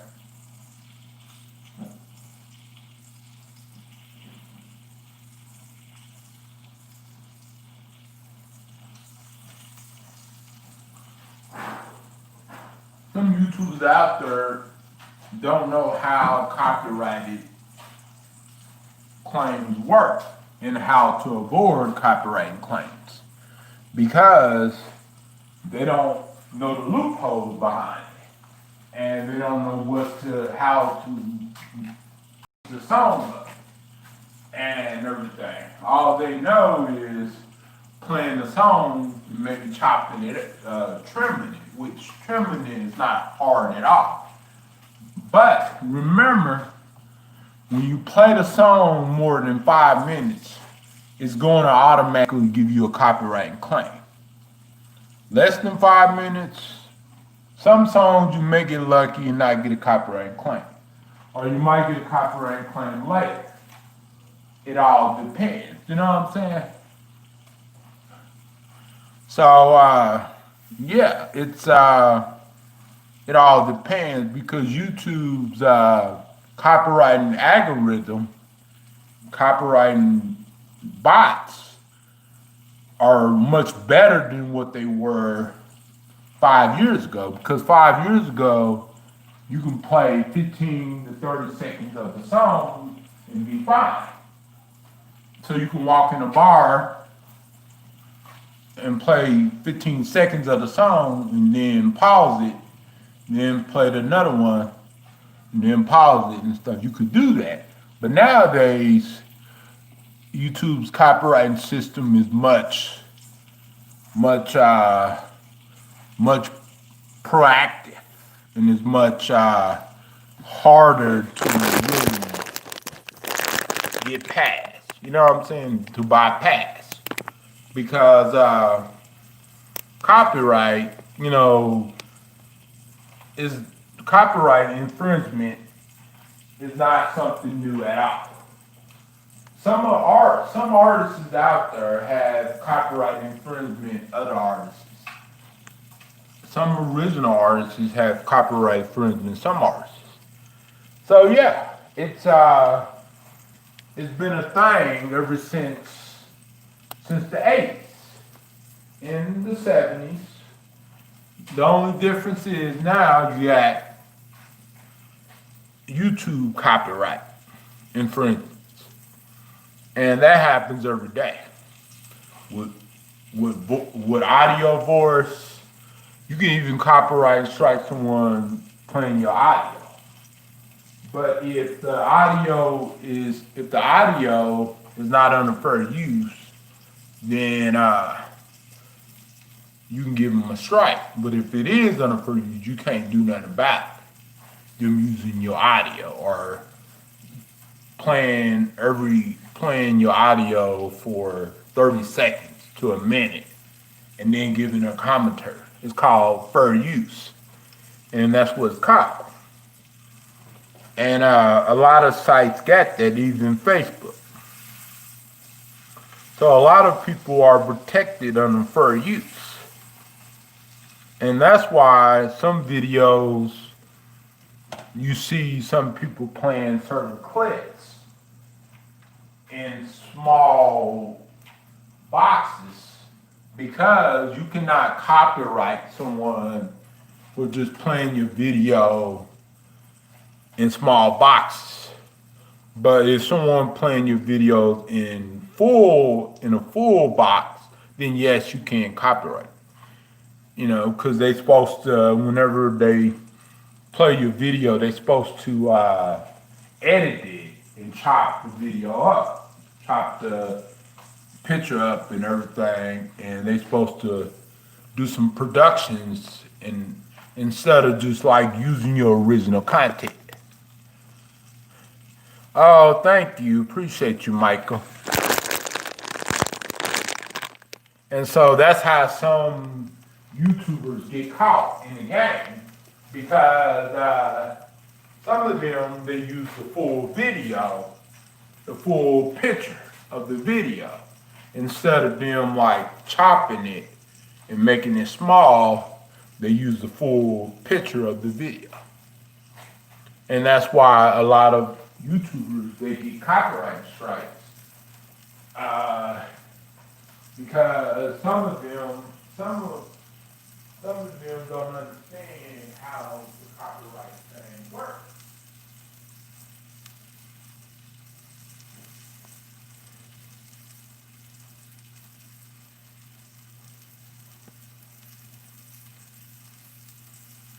And some of them do understand. That's why some of them avoid copyright claims and avoid copyright strikes.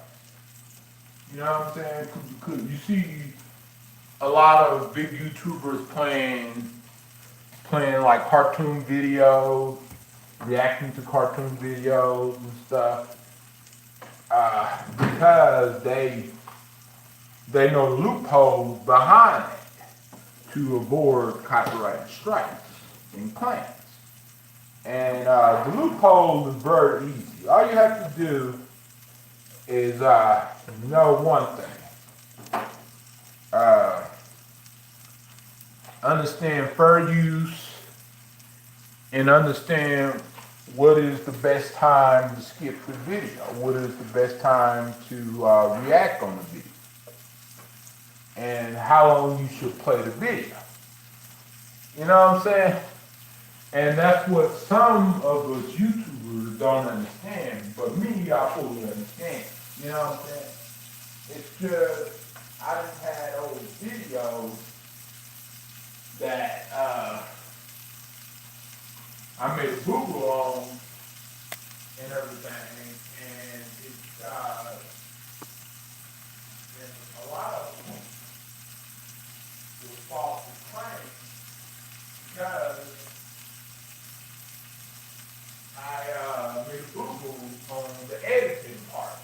You know what I'm saying? If I would have edited a little bit more, it would never get, strike. And I learned from my mistakes in the past and everything. So that's why, I, pretty much for a while, I have avoided copyright strikes. But copyright claims don't mean that your video is going to be shut down just because you get an automatic email. The worst thing that probably possibly could happen, besides the email, is they put the details right in the description below the video. That means that if it's a copyright claim, you can either mute this or you can contact the owner of the copyright. And then you can see if they will let you use that song or share the revenue.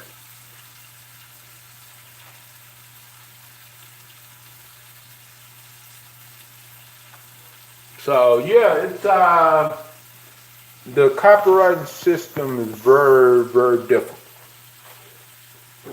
and it's very vague. And so that's why some of us sometimes we don't understand, how it really works and what songs we can use and what songs we can't use. I always look at the description first before you play the song. So that way you can know, okay, can I play the song in my video? Can I play this in my video? And then you be careful and stuff like that. And I always know that copyright system is not fair at all. It's not 100% equal. You'd be surprised that songs that you used 5 years ago will get claimed if the video gets a lot of views. And even music that you used like 10 years ago would appear in the will appear on your email saying that you're using a song, and you'd be very surprised. You know what I'm saying? And you would think that a lot of people use music because it's good to play it in the background, jam while you live or while you making videos. You know, because without some good music in the video, you know, the video is not gonna really sound that great. You know, it's gonna sound, you know. So yeah, I understand that some people they want to play music in the background and they want to make their video fun and exciting.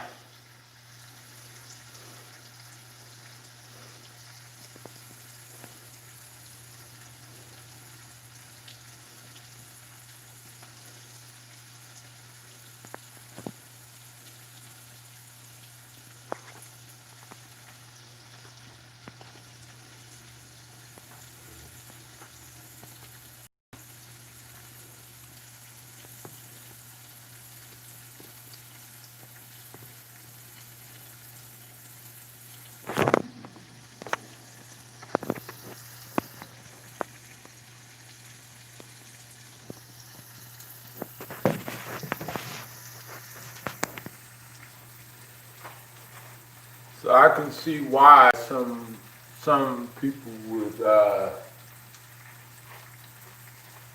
wanna, you know, would want their videos or their streams to, you know, to catch someone's attention.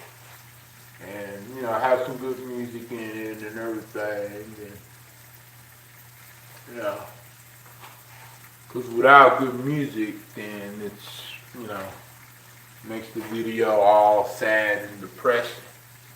I'm cooking pork chops, by the way, Butterfly.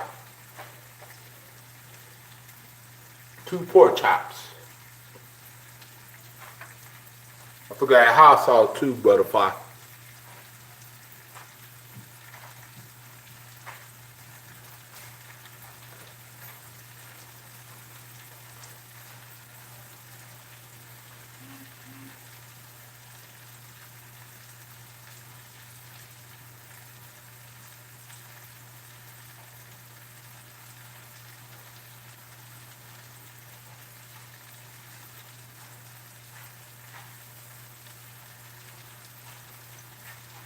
Let y'all look at the window.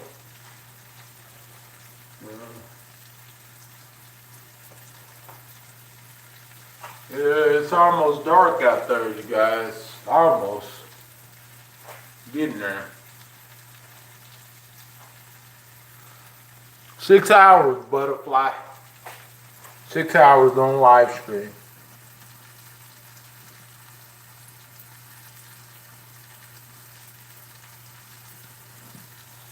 Yep.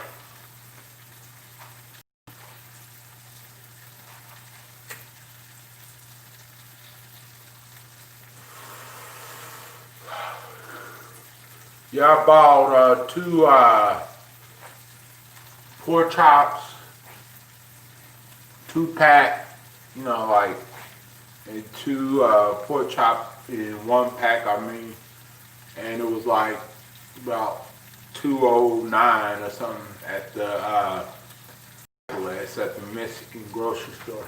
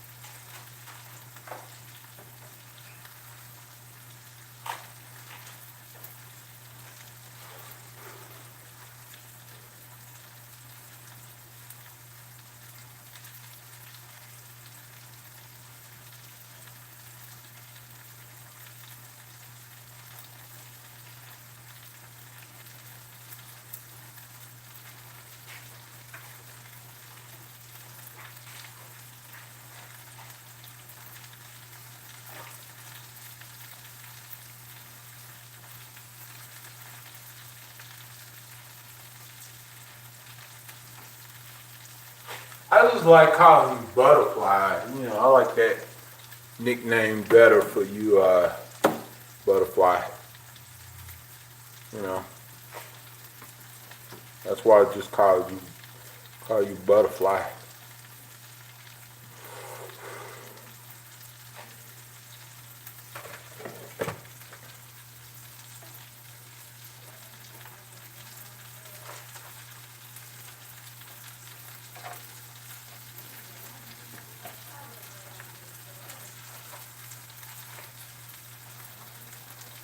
Yeah, you know.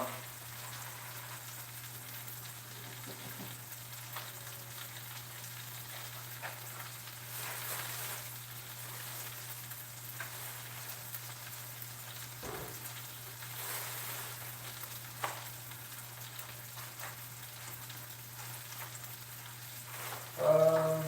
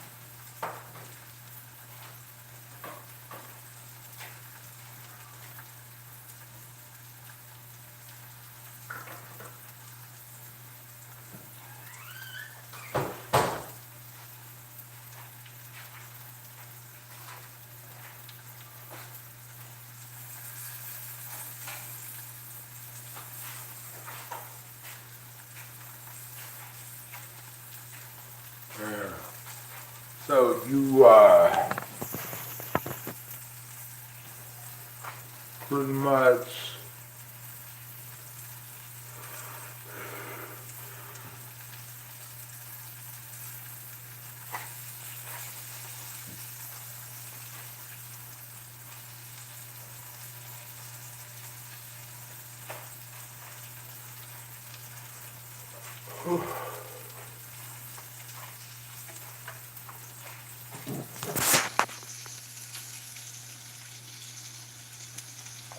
what?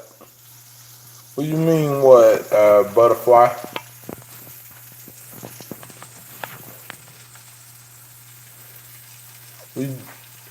What do you mean what?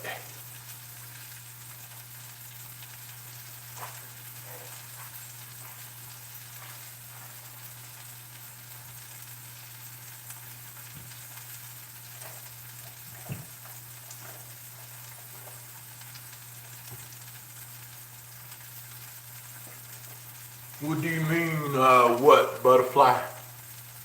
What you talking about?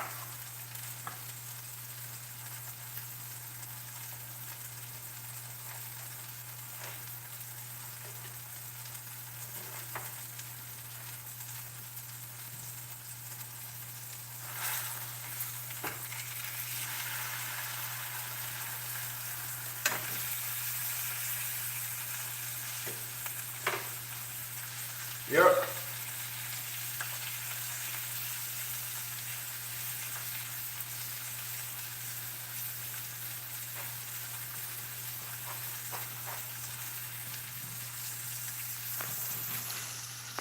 Yeah. What I said was, I just like calling you Butterfly because I like that name. I like your nickname better than calling you C. Nick Butterfly. You know, I like the butterfly part better. And that's what I was, trying to say.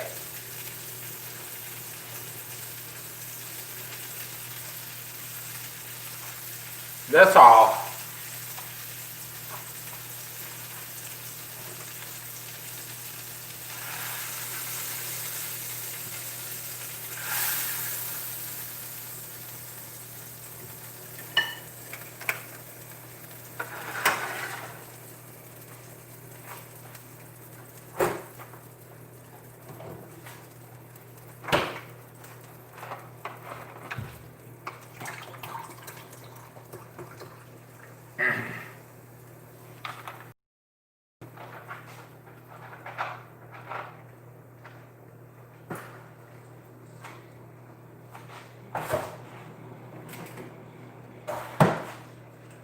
And I like it when people call you Butterfly, because you are a butterfly.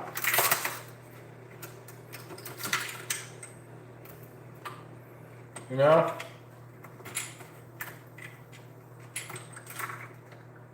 And that's a compliment right there.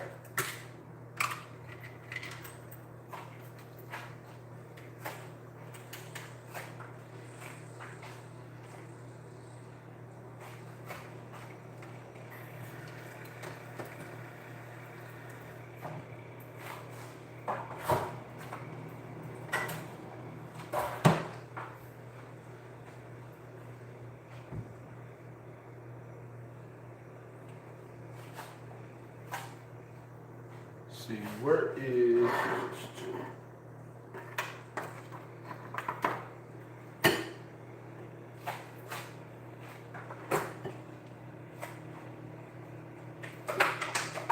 Let's have some more hot sauce, let it go.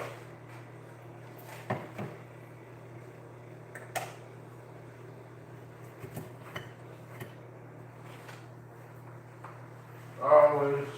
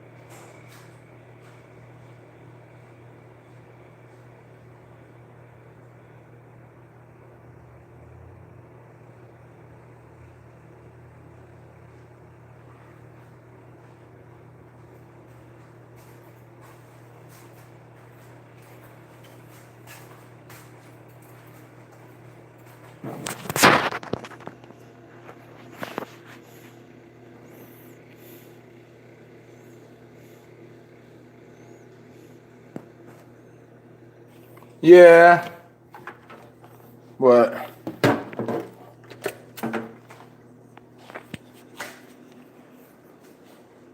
calling you butterfly is much prettier, you know?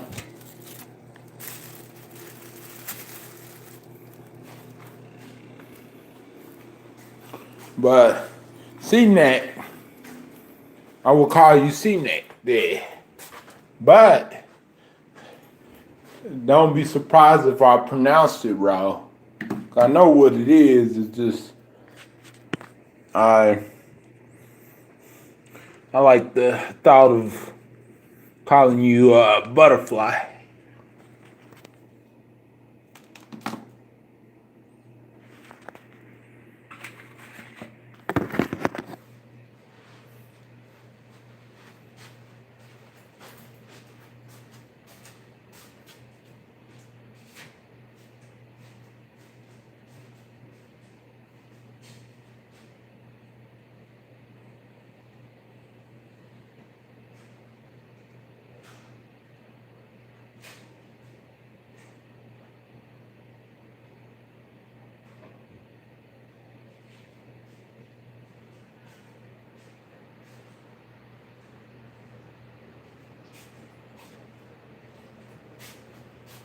But yeah,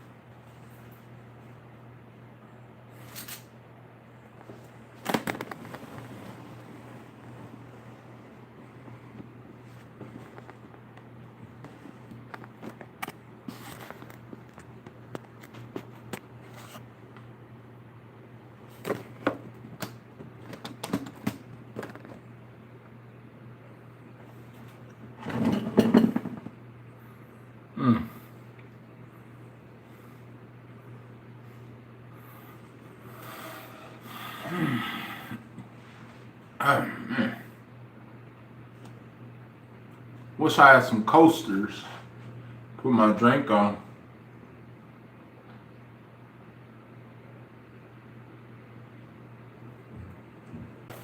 But I think I can use a napkin.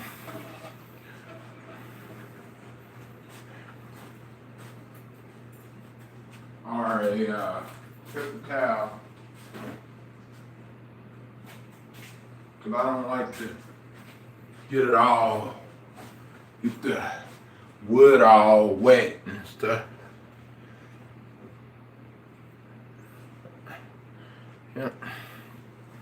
Because it ruins the wood and stuff.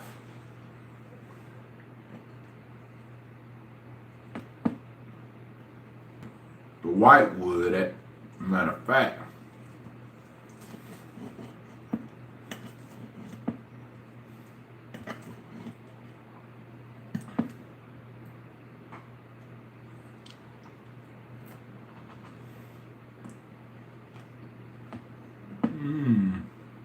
Let's try some barbecue sauce. Butterfly. Or use pork chop.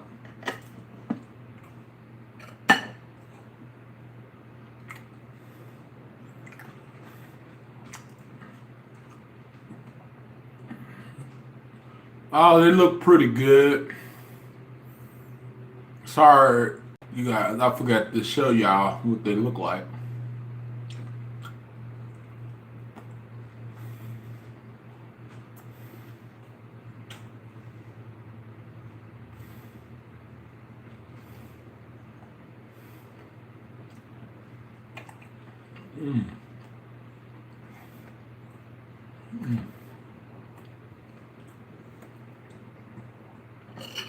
Maybe it needs a little seasoning on it. Seasoning salt. But I did. put pepper on it and stuff. I'm glad I will.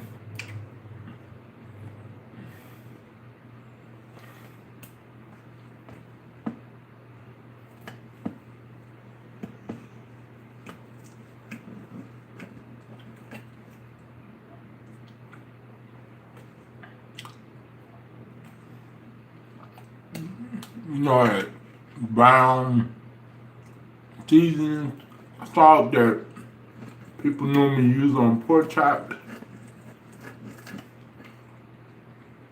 I didn't see none at the grocery store, so that's why I'm getting them. But I got some pepper though.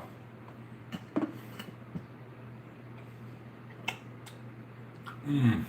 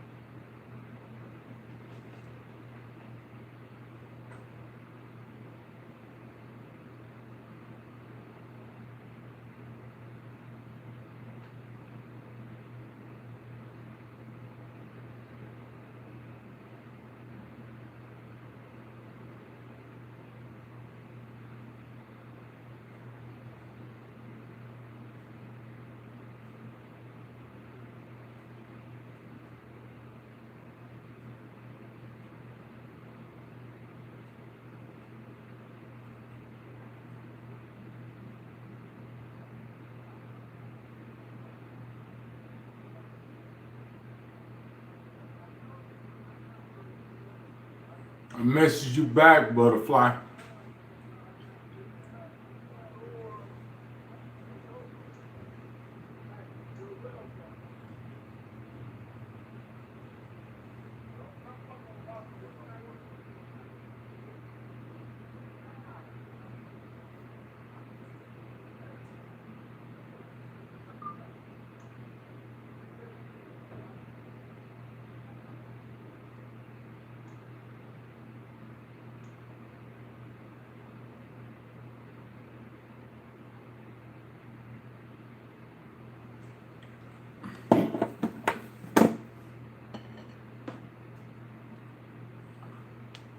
Have y'all noticed that it's been so peaceful in here with certain people, without certain people being in the chat? You know, been so peaceful lately these past 2 days.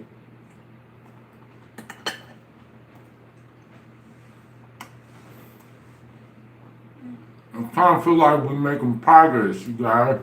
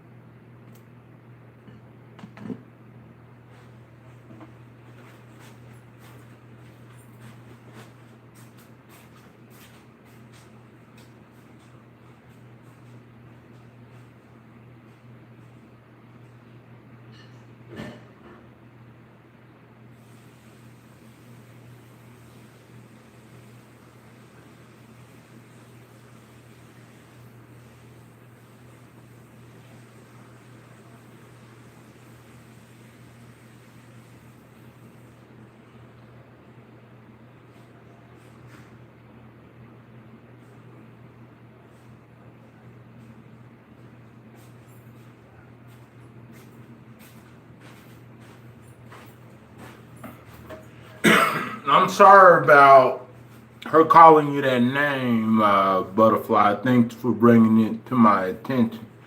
But I forgot all about that. I thought, because she said that when she came in the chat that day, Shannon blocked her because she said that Shannon couldn't trust her, and I didn't know that she called you a B, so I apologize that she called you a bitch. But maybe you told me, but I just don't remember. But yeah. I think maybe she called you that because she was upset at Shannon or something like that. And, you know, we had all that drama going on and stuff like that.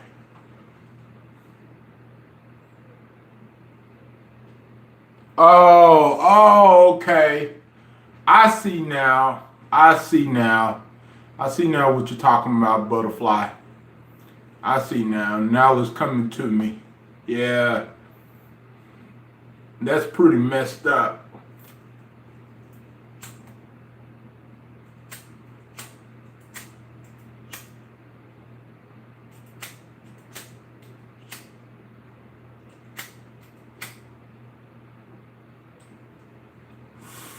Pretty messed up and disrespectful, in my opinion.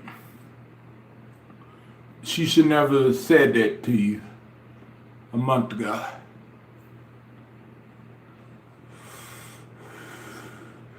And I can't believe about it too. But, you know, she was nice to you today, right? When she was in the chat moderating for me.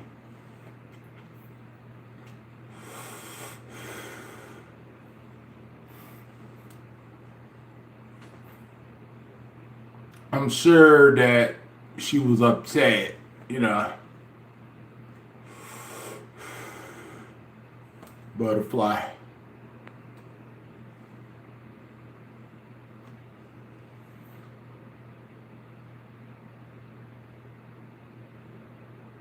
But now I see, now I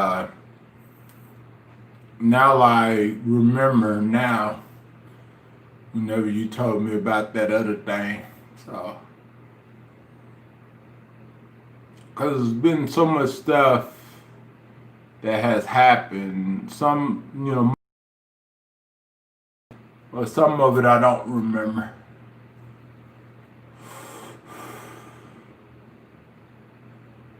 Yeah.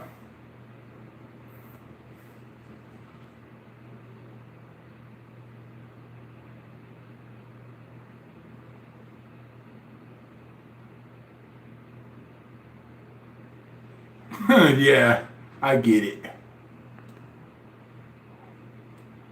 Sorry, my friend.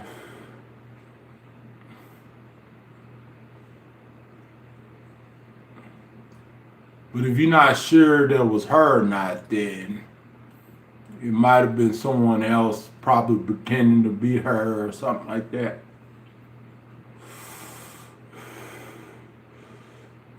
And someone, yeah, oh no, I'm sorry.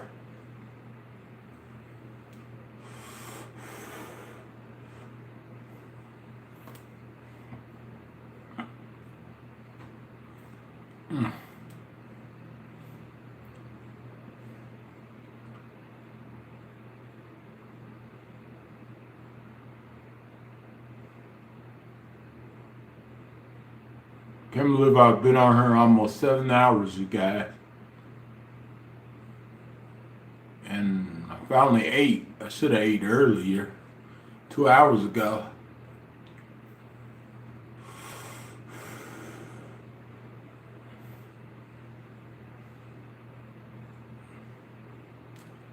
Yeah, I'm in the other room. That's why y'all see the background looks empty. Because this room I don't use, so yeah.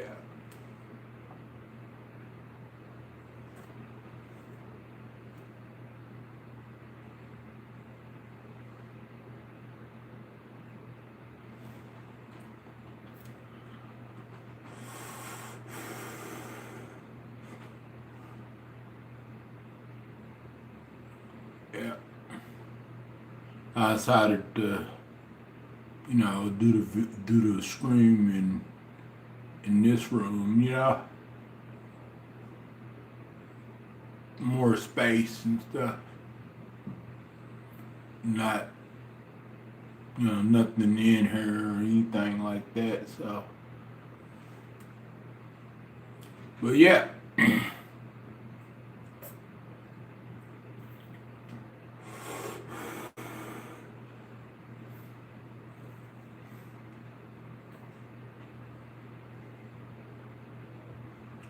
So how's everyone day so far? Is it good? Is it okay? Is it great? What?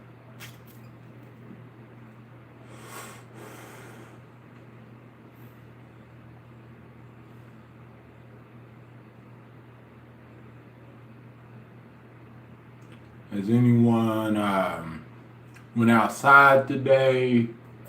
When do you go back to work, Butterfly?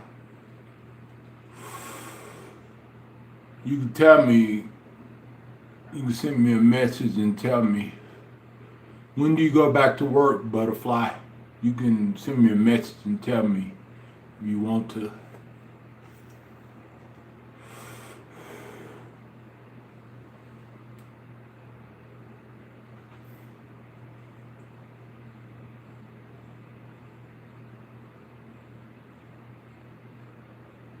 Yep.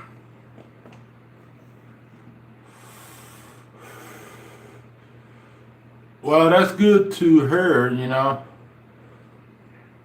Good to hear. My day has been pretty good, I was able to talk about what I wanted, what I needed to talk about on my screens, and we was able to build a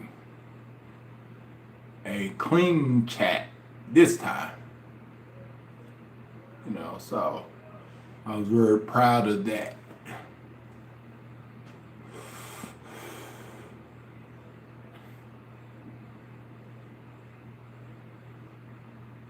And I was very surprised about that too, because I didn't know how the chat was going to go. I didn't know if the chat was going to go south or west, or how it was going to go today, because every day is like a different day, and I'm glad today was a good day. Like Ice Cube said, today was a good day.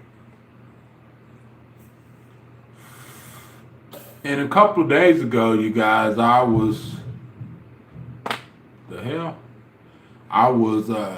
think that's thunder. A couple of days ago, I was watching something on Ice Cube and NWA ends with attitude, and about the beef, the whole beef with Eazy-E and Dr. Dre and Snoop and stuff. And I was, looking at some old music videos about that.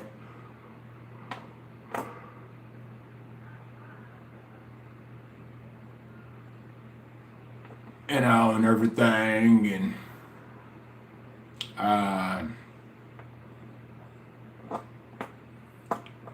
yeah, it was crazy for Ice Cube and Dr. Dre and Eazy, back in the days. Yeah, they had a really a lot going on back then with the rap culture and the beefing and stuff like that. Yeah.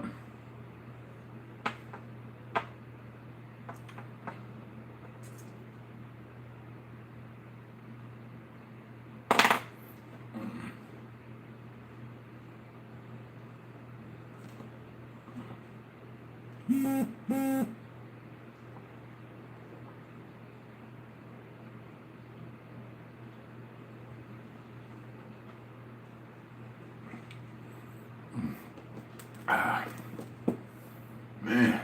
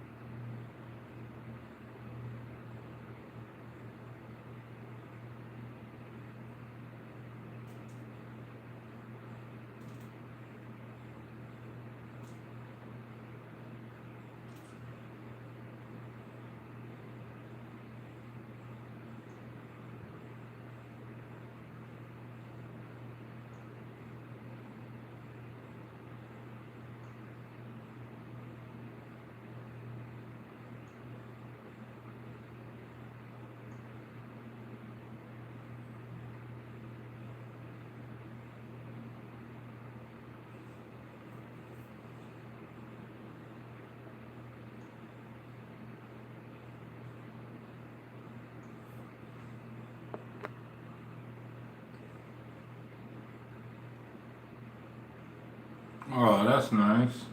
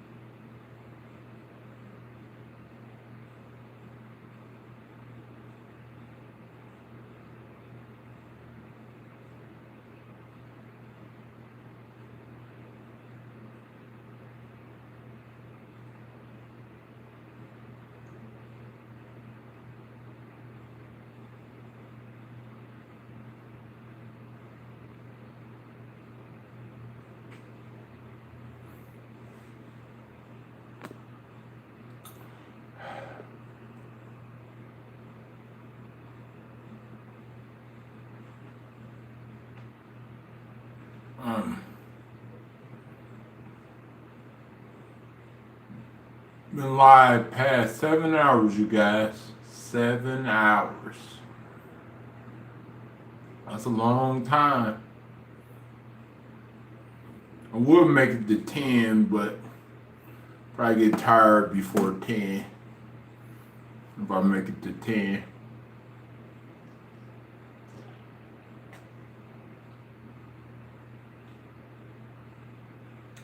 That's almost a work shift. A full work shift.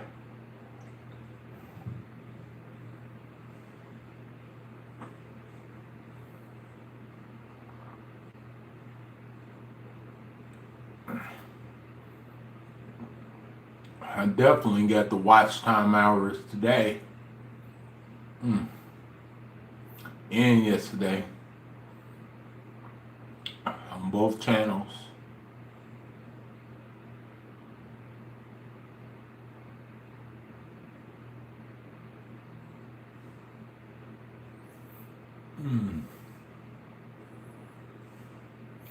I wish some of y'all guys can do a panel with me next week. Do like a summer panel, the first summer panel this year. Some of y'all don't even have to show y'all face. Y'all can just talk and interview me and stuff like that. That'd be nice. People love panels. I love panels too. But I understand that some of y'all guys, don't feel comfortable doing panels. I get it. But if y'all ever want to do a panel, y'all know, let me know. Because when you do panels, that's how you others get to know you, and it's fun.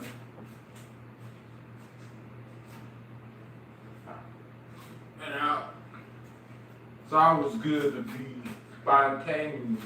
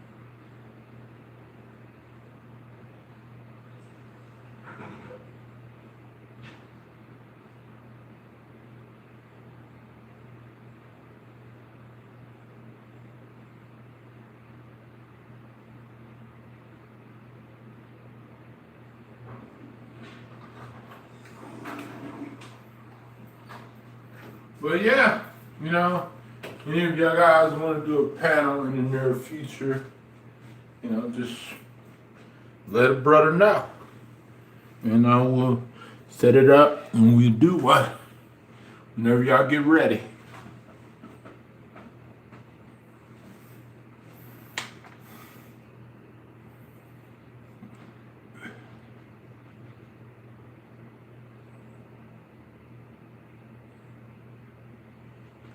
Oh yeah, it was definitely.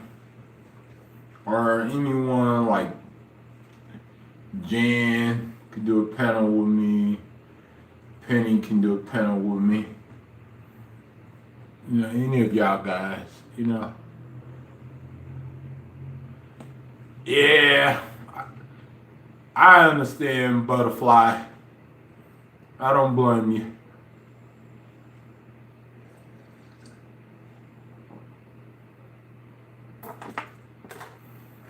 It just basically just a suggestion, pretty much, an idea.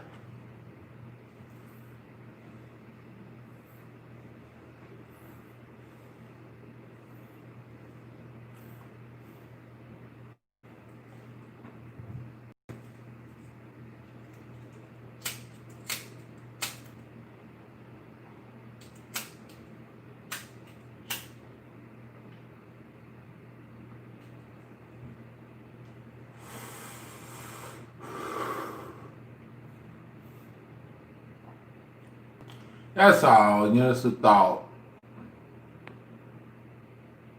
You know. Yeah. Because panels are fun and that's how, you get to know your friends, you get to know who supports you and everything like that.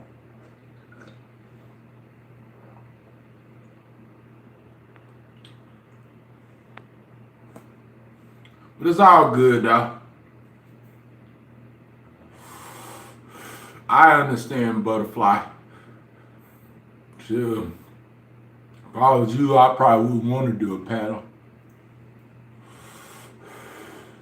Especially with all these trolls and all these people that like to dox and stuff like that. Yeah. Yeah, just let me know whenever, we got the summer, we got next year and everything.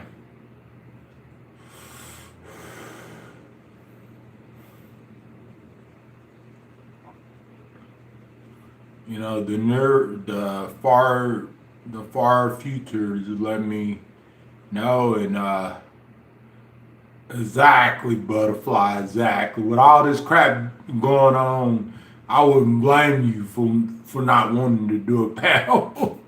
With all the doxing and people snapping people's picture and recording people's voices and stuff, and just crazy. So I understand, my sister. Totally understand. Um, but yeah, Michael, just let me know whenever you want to do the next panel. Maybe, Michael, we can do the next panel and we can cook together, Michael. Me and you can do like a cook-off panel. Or we can do a panel and play games and stuff. Play trivia games on the panel and stuff. Have some fun.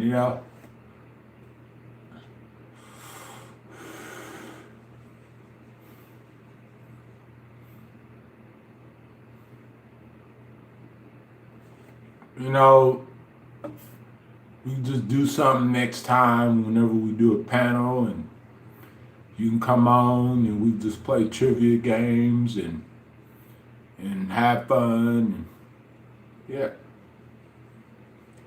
yeah, this doxing thing is just blowing, just like went way too far. But get this, Michael, I blocked your address out of some of the chats. So that way on my main channel they can't dox you, or they can't dox your number. Because I blocked those words out, your number and everything, so they can't do it again. And plus I got to do that for every channel too, so.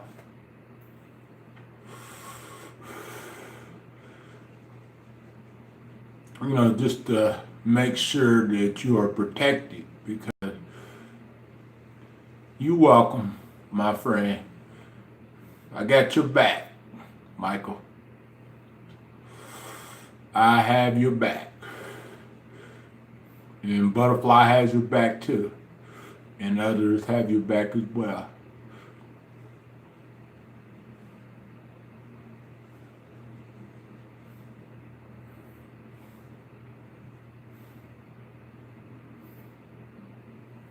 Or we can play that Guess That Song challenge.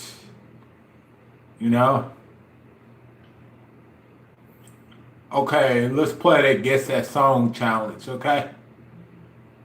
Butterfly, are you up for that? Guess That Song challenge?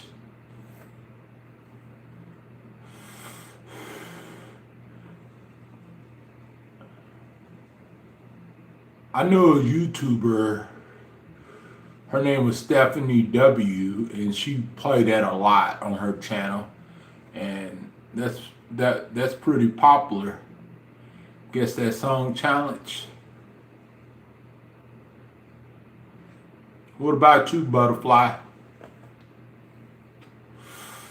Since a lot of us, know a lot of songs and stuff. Okay, first song. I want it that way. Tell me why. Can you guess that song?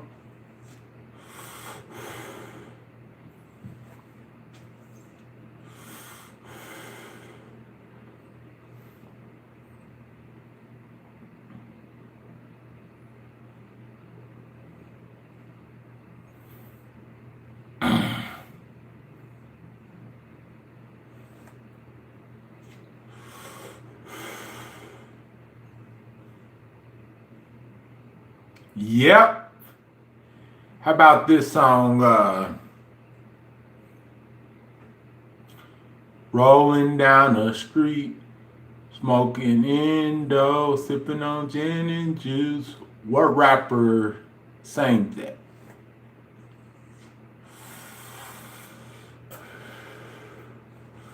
And Butterfly should know this.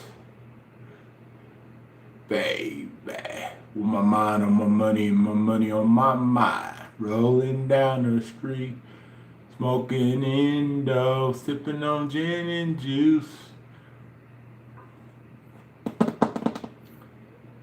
And this rapper is like well known, like everyone knows, this rapper's old song. Snoop Dogg, yep. Okay. I look at my life, I see nothing else. Let me see. I look at my life, I see nothing else. My mom told me my life was gone. I never been a sucker, didn't believe it. It's off of a movie. It's a song off of a movie. Can't stand life, something like that. I can't tell y'all what it is because it's guess that song challenge. I can't stand the most of life.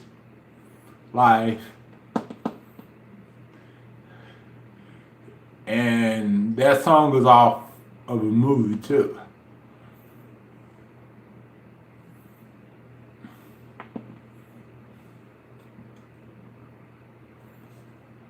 Coolio. Okay, I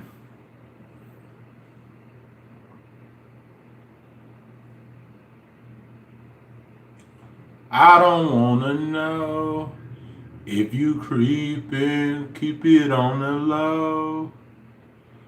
'Cause my heart can't take it anymore. Mario what?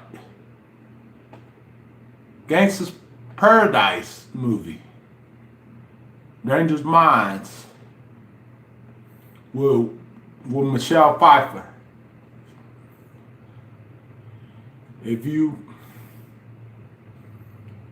playing me, please don't let it show. Mario what?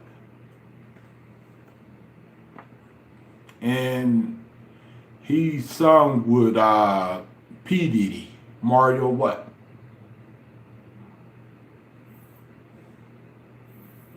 And this is an old song. Y'all guys should know this song. Mario Whining. That's who it is. Okay, everyone in the club getting tipsy. Do do do do do do do. Everyone in the club getting tipsy. Who sang that song? Everyone in the club getting tipsy. And that's an old song too. We talked about it earlier.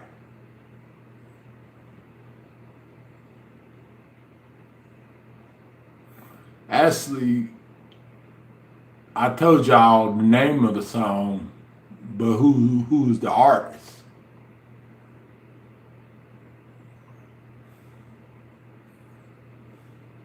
Yep. Yep. You got it. Okay, okay. How about this? You drive me crazy. Who's saying you drive me crazy? That's easy. That should be easy. Yeah, she did really good. Who sang that song? You drive me crazy. We was talking about it earlier. Most popular, she's a most popular pop singer. She was a most popular pop singer.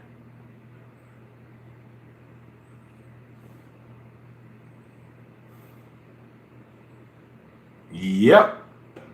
Yep. Okay. If you wanna be with me, it is place to be. I'm a genie in a bottle. Who sang that song? No, Britney don't sing Genie in a Bottle. Someone else that was really popular back then. Yep. Hey Nate, how you doing?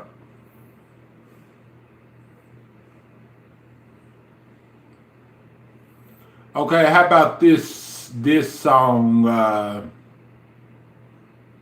I feel good. Da-na-na-na-na-na. I knew I would. Da-na-na-na-na-na. I feel good. So good. So good. Who? What artist sang that song? I feel good. It's a really old. He's the godfather of. Yeah. Yeah, that was easy. Okay, who sang this? Can't touch this. Dun dun dun dun dun dun dun. Can't touch this. Dun dun dun. Can't touch this. Dun dun dun dun dun dun dun.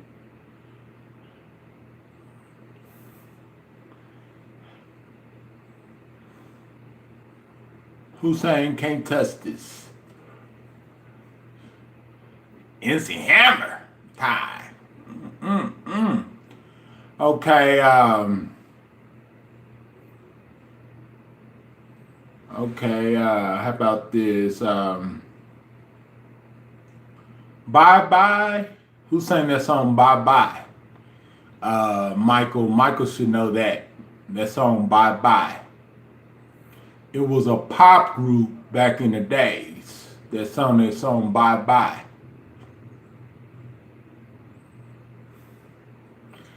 You should. That should be easy. It should be really easy. Yep. In sync. In sync. Yep. Okay. What rapper that sung with Tim McGraw on that song? It's All in My Head. Over and over again. It's all in my head. I think about it over and over again. Yeah, yeah, yeah. Yeah. Okay. I'll put your picture away. Cry today. I can't look at you while I'm lying next to her. Who sang that song? You know, it was two people that sung. It was a popular artist and a woman. That song called Picture that came out in the early 2000s.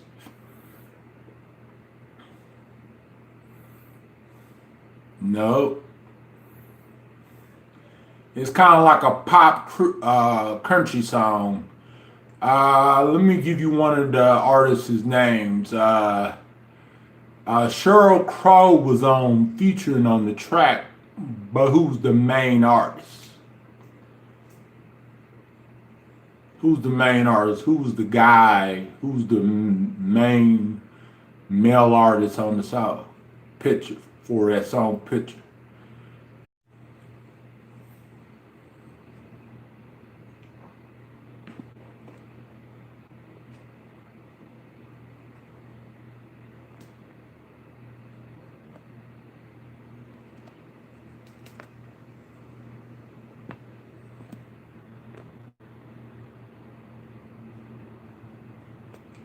Okay, it was Kid Rock that sung that song, Picture. He was the main artist to that song, Picture. Hey, Mandy, how you doing?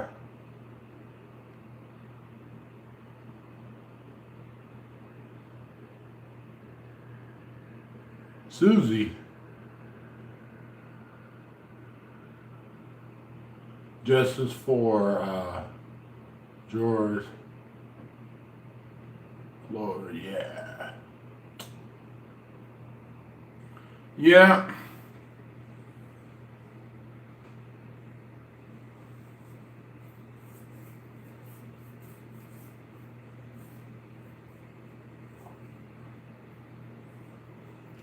And we can play that Guess That Movie challenge too as well. You know, tomorrow.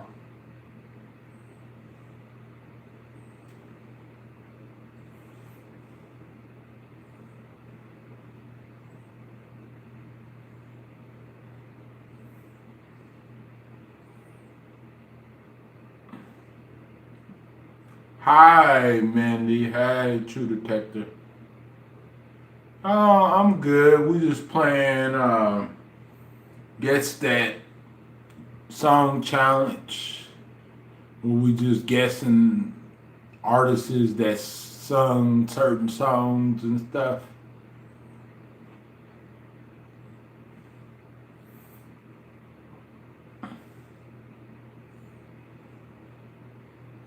Really? Nah, I'm just hot. I probably just needed to lay down and okay, you guys, I'm going to start. I'm going to continue to play that Guess That Song Challenge.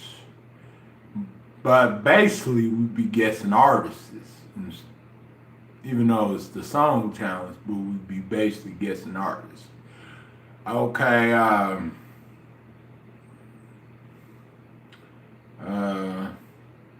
I will always love you. And this person played in a very important movie with Kevin Costner.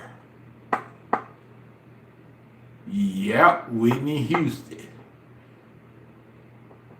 True Detective got it first, and Nate got it last. Yeah, Dolly Parton was the original person, you know. Yeah. Let me see what else.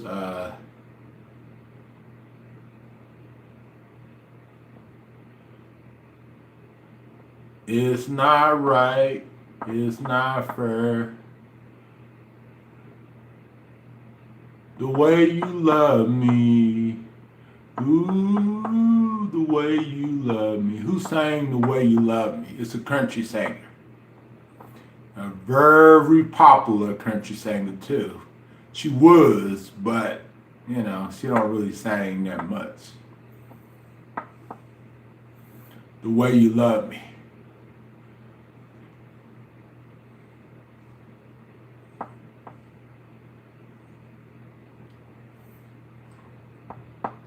And this is like, yeah, she's a very, very popular. Yeah, man, she's pretty perky, Nate. Dolly. I'm just being honest and funny. uh, okay, Faith, Faith Hill. Faith Hill, The Way You Love Me. That was easy. Let me see. Let me think of something else. It's me against the world, baby. It's me against the world. Who sang Me Against the World? What rapper? And he's a legend. And he passed away a long time ago. Who sang Me Against the World? That's easy. He's a legend, still to this day. Me Against the World. And it was off of a soundtrack off of the first Bad Boy movie.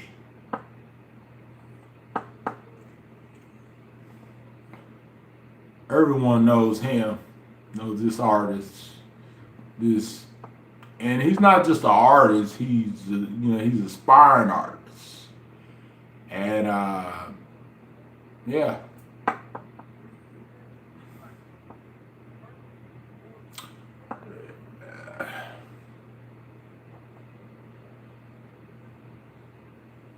More ways than what? Yep. Tupac. Okay, Buy Down When You Come in My Town. Buy Down When You Come in My Town. You know that song, Buy Down When You Come in My Town.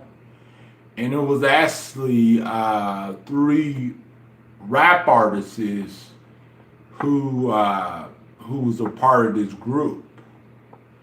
And they started this group back in 95, and they sang this other song, Gangsters Make the World Go Round. And these people are very, very famous. Everyone heard this song back in the days, I know a lot of y'all guys don't listen to gangster rap music, but I'm pretty sure a lot of y'all guys know that song Buy Down. That was a very popular song back then. Because I remember in school, a lot of kids used to sing to that.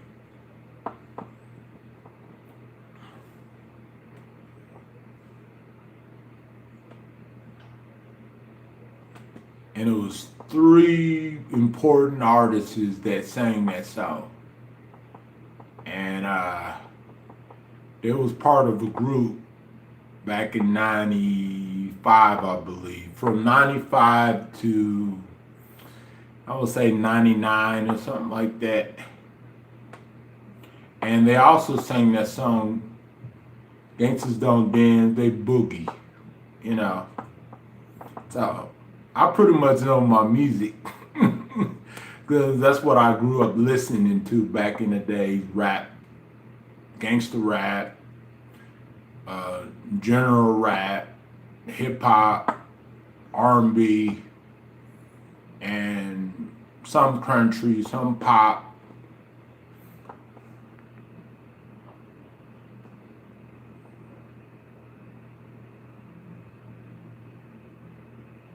In more ways, yeah. Okay, it was a group called West Side Connection. Ice Cube, Mac 10, and Dub C. That's what it was that sang Buy Down. Let me see. That's a lot of songs just running to my head.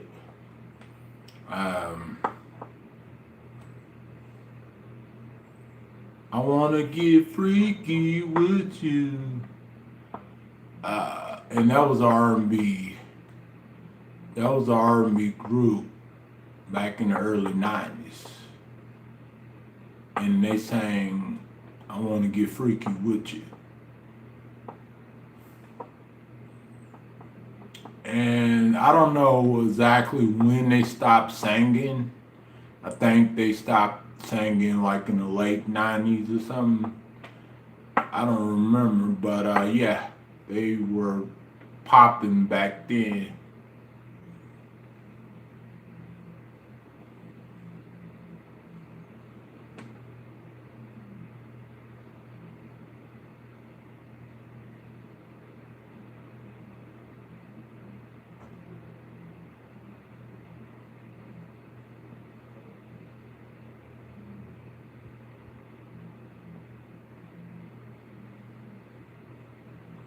Okay.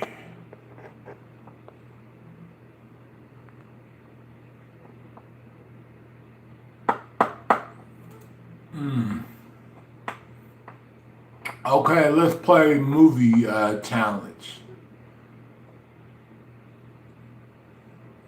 We're not gonna fall for the banana tailpipe. And this movie was all. This movie was like this.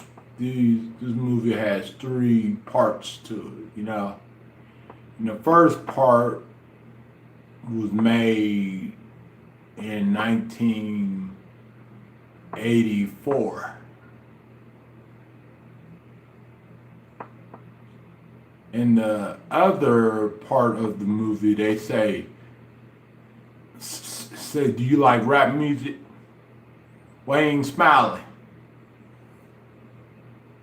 saying, yo baby, yo. And these movies are classics, you know, like I wish they made another part to it.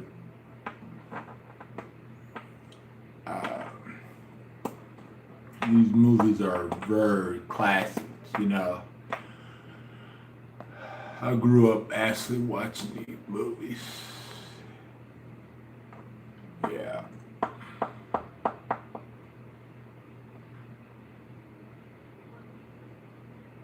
Beverly Hills Cop 1.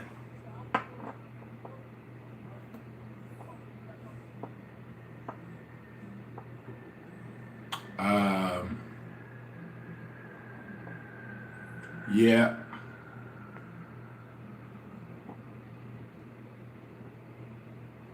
Let me think of any other movie.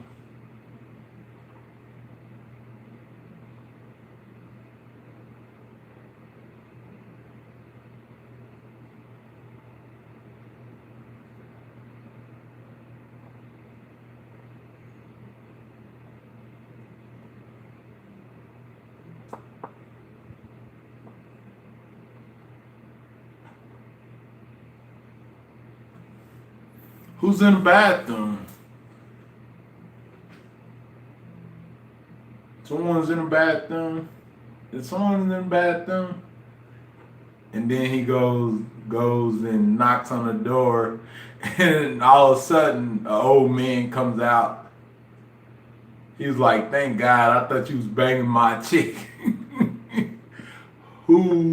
What movie was that, you guys? That is a good movie. Like, you know, this actor is so freaking funny.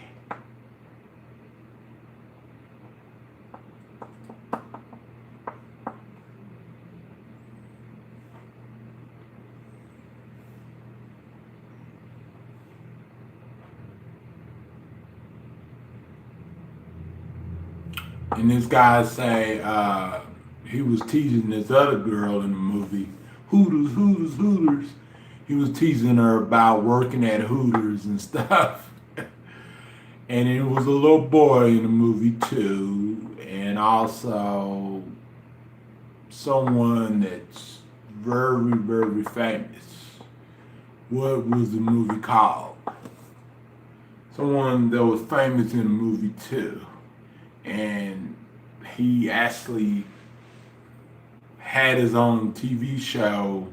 I think it was on HBO or Showtime or something like that. And he played in the movie too. Jon Stewart.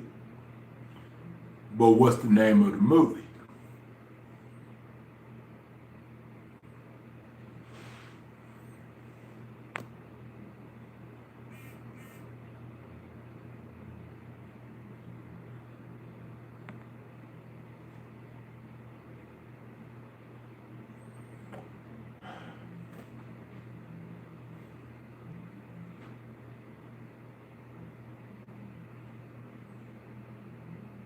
Okay, Butterfly. The name of the movie was Big Daddy with Adam Sandler and Jon Stewart. And that one kid, I can't think of his name, and plus he has a twin too in real life. But he's all, grown up now, but can't think of his name though. That the little boy that played in Big Daddy, that little 5-year-old boy that played in Big Daddy. Man, I knew it a long time ago. I just can't think of. But yeah, Big Daddy was a good movie, and I guess he was pretending to act like his father, but he wasn't really his father.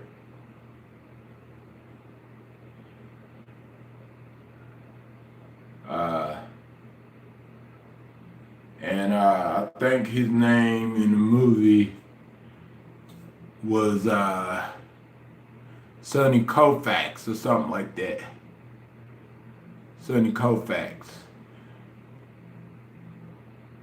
And then he had a friend, Rob Schneider was his friend in the movie, and he couldn't read, so the boy was making fun of him because he couldn't read.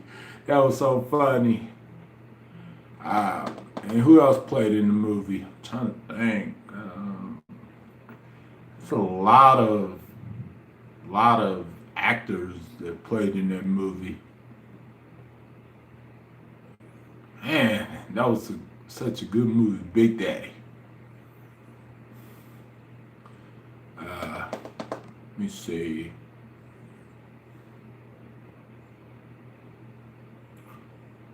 King Kong Ain't Got Nothing on Me. What movie is that, you guys? And this guy, he's well known. He's a well-known actor. Like everybody knows who he is. It's Denzel Washington, but what movie is it though?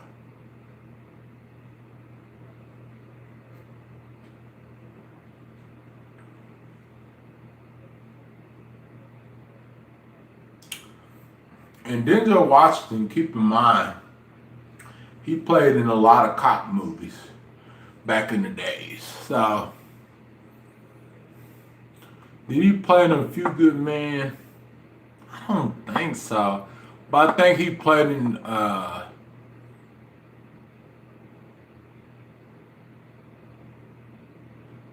Antoine Fisher. And that was the best movie. Oh yeah, they said something about that. Yeah. We already know that, nerdy, because they said something about that on CNN yesterday. I did a video about that yesterday already, so we already know that they got fired, but we wanted them to get arrested. So that's what we was trying to wait for. But Well, we already know ever since yesterday that they got fired. Yeah. But,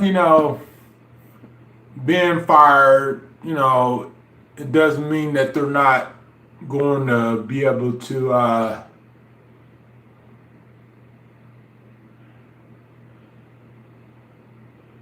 well, I wouldn't say yeah. Now I read your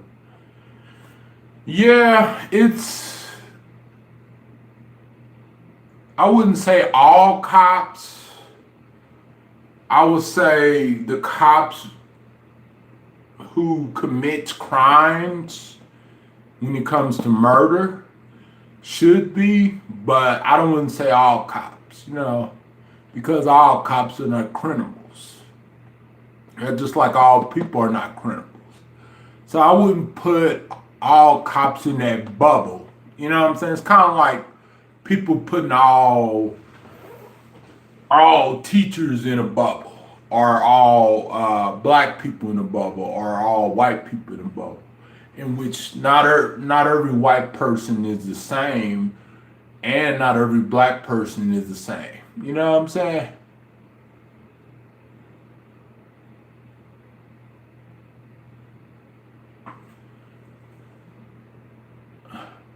No, I haven't. I don't think I watched that. I don't remember though. Been so many. It's been so many. There's so many cops, that I heard about. But I didn't. I don't remember watching that. It's just, if I did, it probably was a long time ago. Yeah, I probably won't remember to watch that anyway, but if I come across it, I definitely will. But yeah, it's been a lot of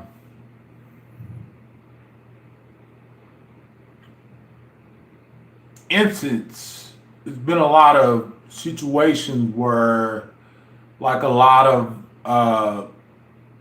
of stories had caught my attention because I pretty much used to be curious about, like, videos that people upload about cops and all that stuff. And so I would just swirl and stuff like that. Oh, wow, that's sick. That is sick. Oh, really? Yeah, let's be positive. Can we play that game, I guess that movie challenge?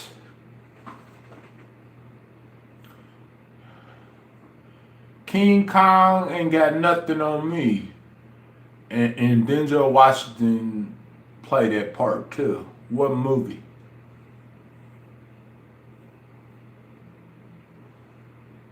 Stop the Riots, yeah. Fly? What the hell? He didn't play on Fly. You love drama? Why? The only drama I like is Lifetime movie drama because it's fake and I don't have to worry about being a part of it because I get to watch movies that are drama on Lifetime because it's not really affecting my lifestyle, so it's pretty interesting to me. But real life drama, YouTube drama, I don't like at all. Puppets, yeah. I like true crime type of drama. I know, it's popular, but I think that we didn't have enough drama in our lives already. We don't need more of it. You and your puppets fight a lot. Muffins fight a lot. That is funny. You are funny. No, I didn't see it. You're gonna have to show me a link of it. Or you're gonna have to put a link right in my comments and stuff. Um, yeah,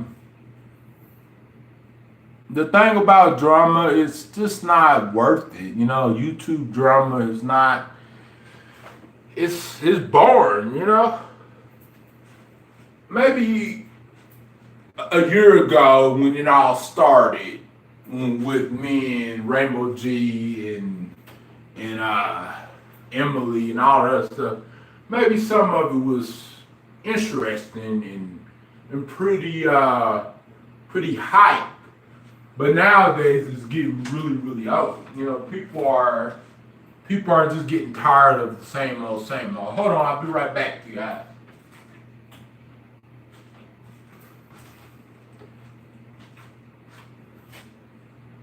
Let's see. So, who needs drama right in their life? Nobody.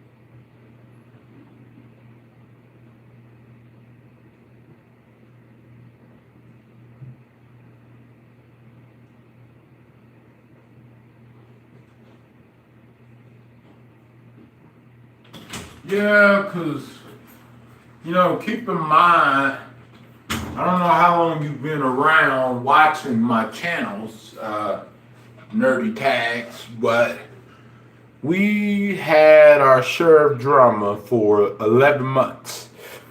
And it was not worth it. And we had some fun, exciting type of drama, and we had some really crappy drama and some really negative drama. And we don't need it no more.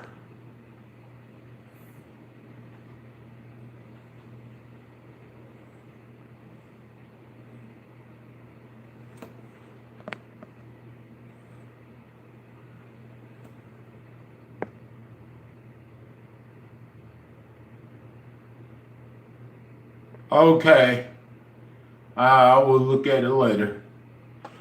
But maybe you can create drama on your channel and, you know, and stuff like that since you love it.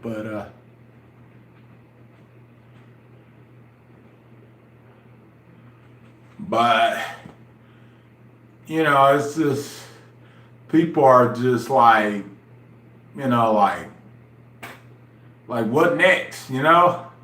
Um, and I really don't blame people the way that they feel. I know it's certain types of drama on YouTube. It's interesting and it's really juicy and it's really, you know, like people love people spilling the tea. Oh, really? Oh, I'm sorry about that. Yeah, you gotta be careful with certain companies, like major companies, because they will strike you. But you gotta make sure it's under fair use too. Yeah, anything that got to do with UMG or WGM or Zony or Permot or anything that's like really major, most likely, if you get some views off of that video, most likely they will strike you. Most likely. Some, companies, they won't strike you right away, but maybe later they will strike you. And that's what I don't like about copyright, because a lot of people, they want to put a little music in their videos, and even me chilling with my cousin, and me personally, I do that too. Every YouTuber put music on their videos, because that's what makes it smooth, and I think that it should be an easy way to contact the copyright owner and see if they would allow you to do that before, so that way you can avoid that. But yeah, you don't know Rainbow G, the drummer that we had back in 2019, Nerdy Tags.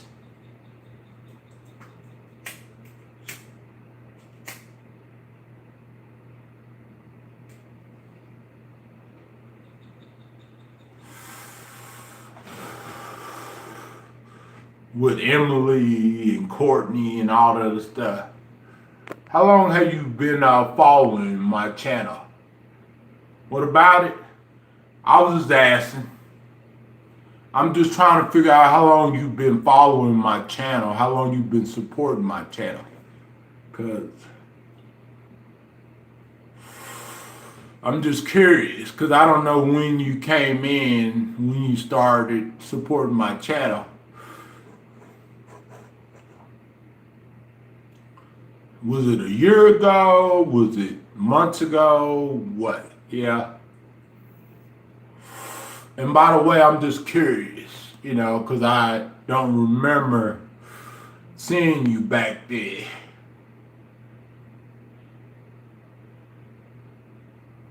Oh, okay. Okay. Yeah, now I kind of remember about that. Yeah, I was just wondering, I didn't know that you knew about the Rainbow G situation and the Emily and Courtney, No Worries, and all the other stuff.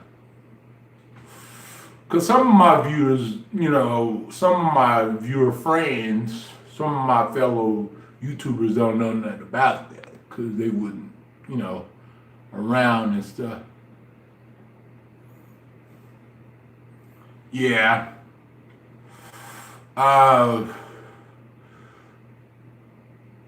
Yeah, but it was still going on, and it stopped 3 days ago, but it was still going on after that, but it stopped 3 days ago, and I'm very, very shocked.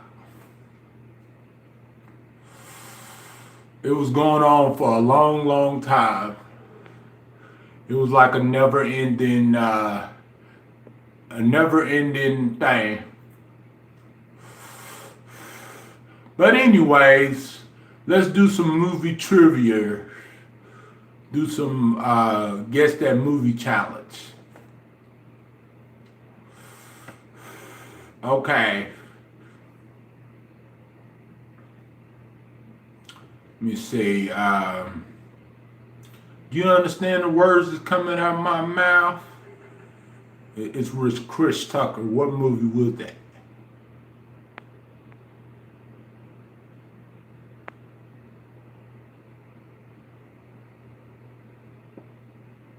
Yeah. Let's play that guess that movie challenge. You understand the words that's coming out of my mouth? It's with Chris Tucker. But what movie was it?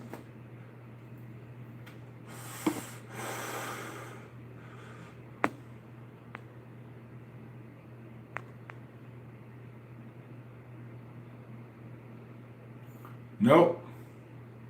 It's with Chris Tucker. And he played with a Chinese guy in the movie too. And he did 3 parts of it too. You know, Chris Tucker and some other Asian guy that played with him in the movie. We doing a movie, guess that movie challenge. It's very easy. And this movie was dope. The first one was, it did pretty well at the box office. Rush Hour. Rush Hour 1. Nope. It was a very easy answer. Rush Hour with Jackie Chan and Chris Tucker. Have you ever seen Rush Hour movies? I don't know karate, but I don't know Chinese, but I know Blackanese. What's up, my end? He was like, what would you just say? That Chinese guy said the N-word.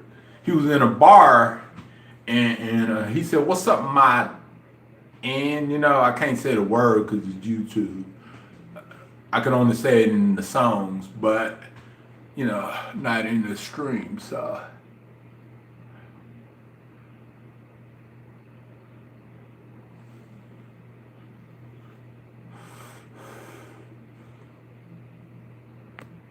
Nah, what? Paul Walker didn't play in that movie. What you mean, Paul Walker? Who wouldn't know Paul Walker? You know that, buddy. You saw the Rush Hour movies before. What you talking about, boy? No, you didn't. Rush Hour movies, not Fast and Furious. Rush Hour.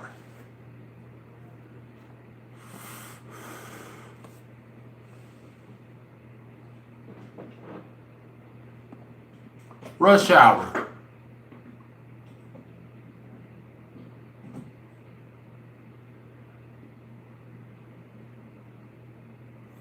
You know, when Jackie Chan was in a bar and bartender, he was like, what's up, my end? And then he was like, what'd you just say? You know, he was like, what's up, my nick? You know, you saw that movie. Everyone saw it. If you haven't saw that movie, no, it wouldn't.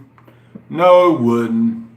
No, it wouldn't. Stop playing with me. No, it wouldn't. Paul Walker didn't play in the Rush Hour movies. Someone correct Nerdy. Because you know Paul Walker didn't play in the movies. You know Chris Tucker and Jackie Chan played in the movies. Stop playing with me, boy. Paul Walker played in the Fast and Furious movies. You just don't play with me like that. Don't play with me like that, man.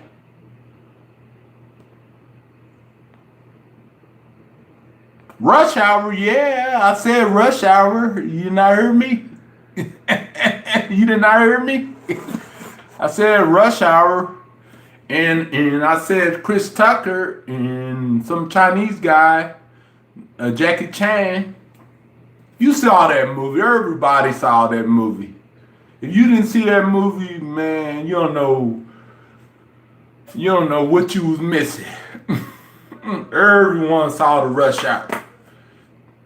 That was the hit at the box office.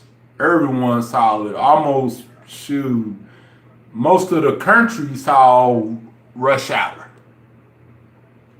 You know, I don't know anyone that haven't saw it. Rush Hour.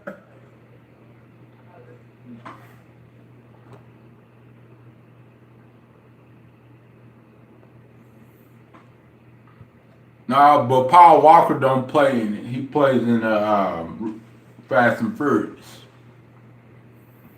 While you was thinking about Paul Walker, and Paul Walker don't play in the movie. We wasn't talking about Paul Walker. We was talking about Chris Tucker and Jackie Chan, that Chinese actor. You know, the one that played with Chris Tucker in the Rush Hour movies.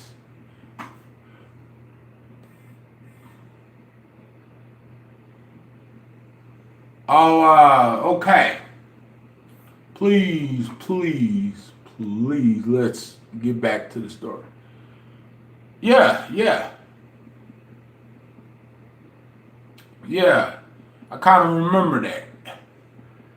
And yes, it was definitely sad. It was definitely sad, you know, and that was a long time ago. Let's get back to the movie, guessing the movie challenge. Okay.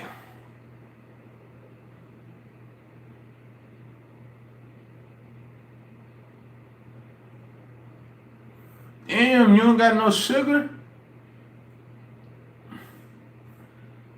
You never had nothing matching. And Chris Tucker played in this movie too with Ice Cube. We all know this movie. If you don't know this movie, then back then you wouldn't live it. Because everyone knows this movie. I don't even have to say it. No, stop playing, man. Come on, let's be serious. Let's be serious. Nah, ain't no big mama. Come on, stop playing if I block you, man. We trying to be serious here. We trying to be really serious here. You know, it's Guess That Movie Challenge. And that's what it is. It's not freaking play challenge. Friday. You know, everyone knows that movie. I don't know anyone that doesn't know that movie, Friday. With Ice Cube and Chris Tucker. The first one. Not the second one, not the third one.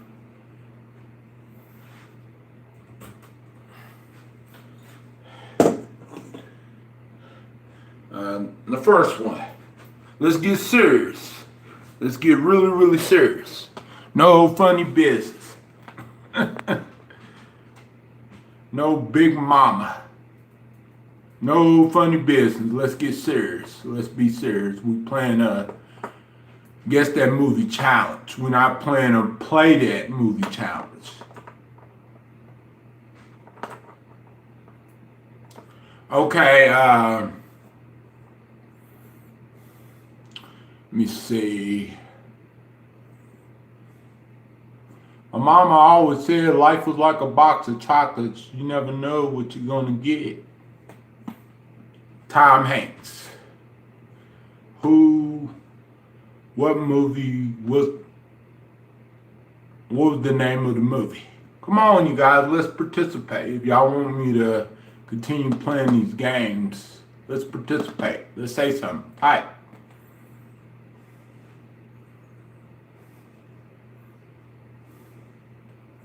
Let's type. Let's not lurk. Let's type.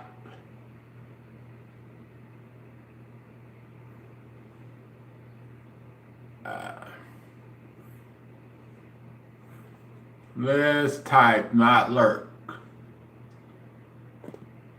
Cause the reason why y'all guys came in here because we supposed to be chatting with each other, right? Let's type, not lurk. Let's type, not lurk. Let's type, not lurk. Ah, man. It's funny. Yeah, I guess I'm gonna get off of here and I'll see y'all guys later. You know, y'all guys busy doing something else. Apparently.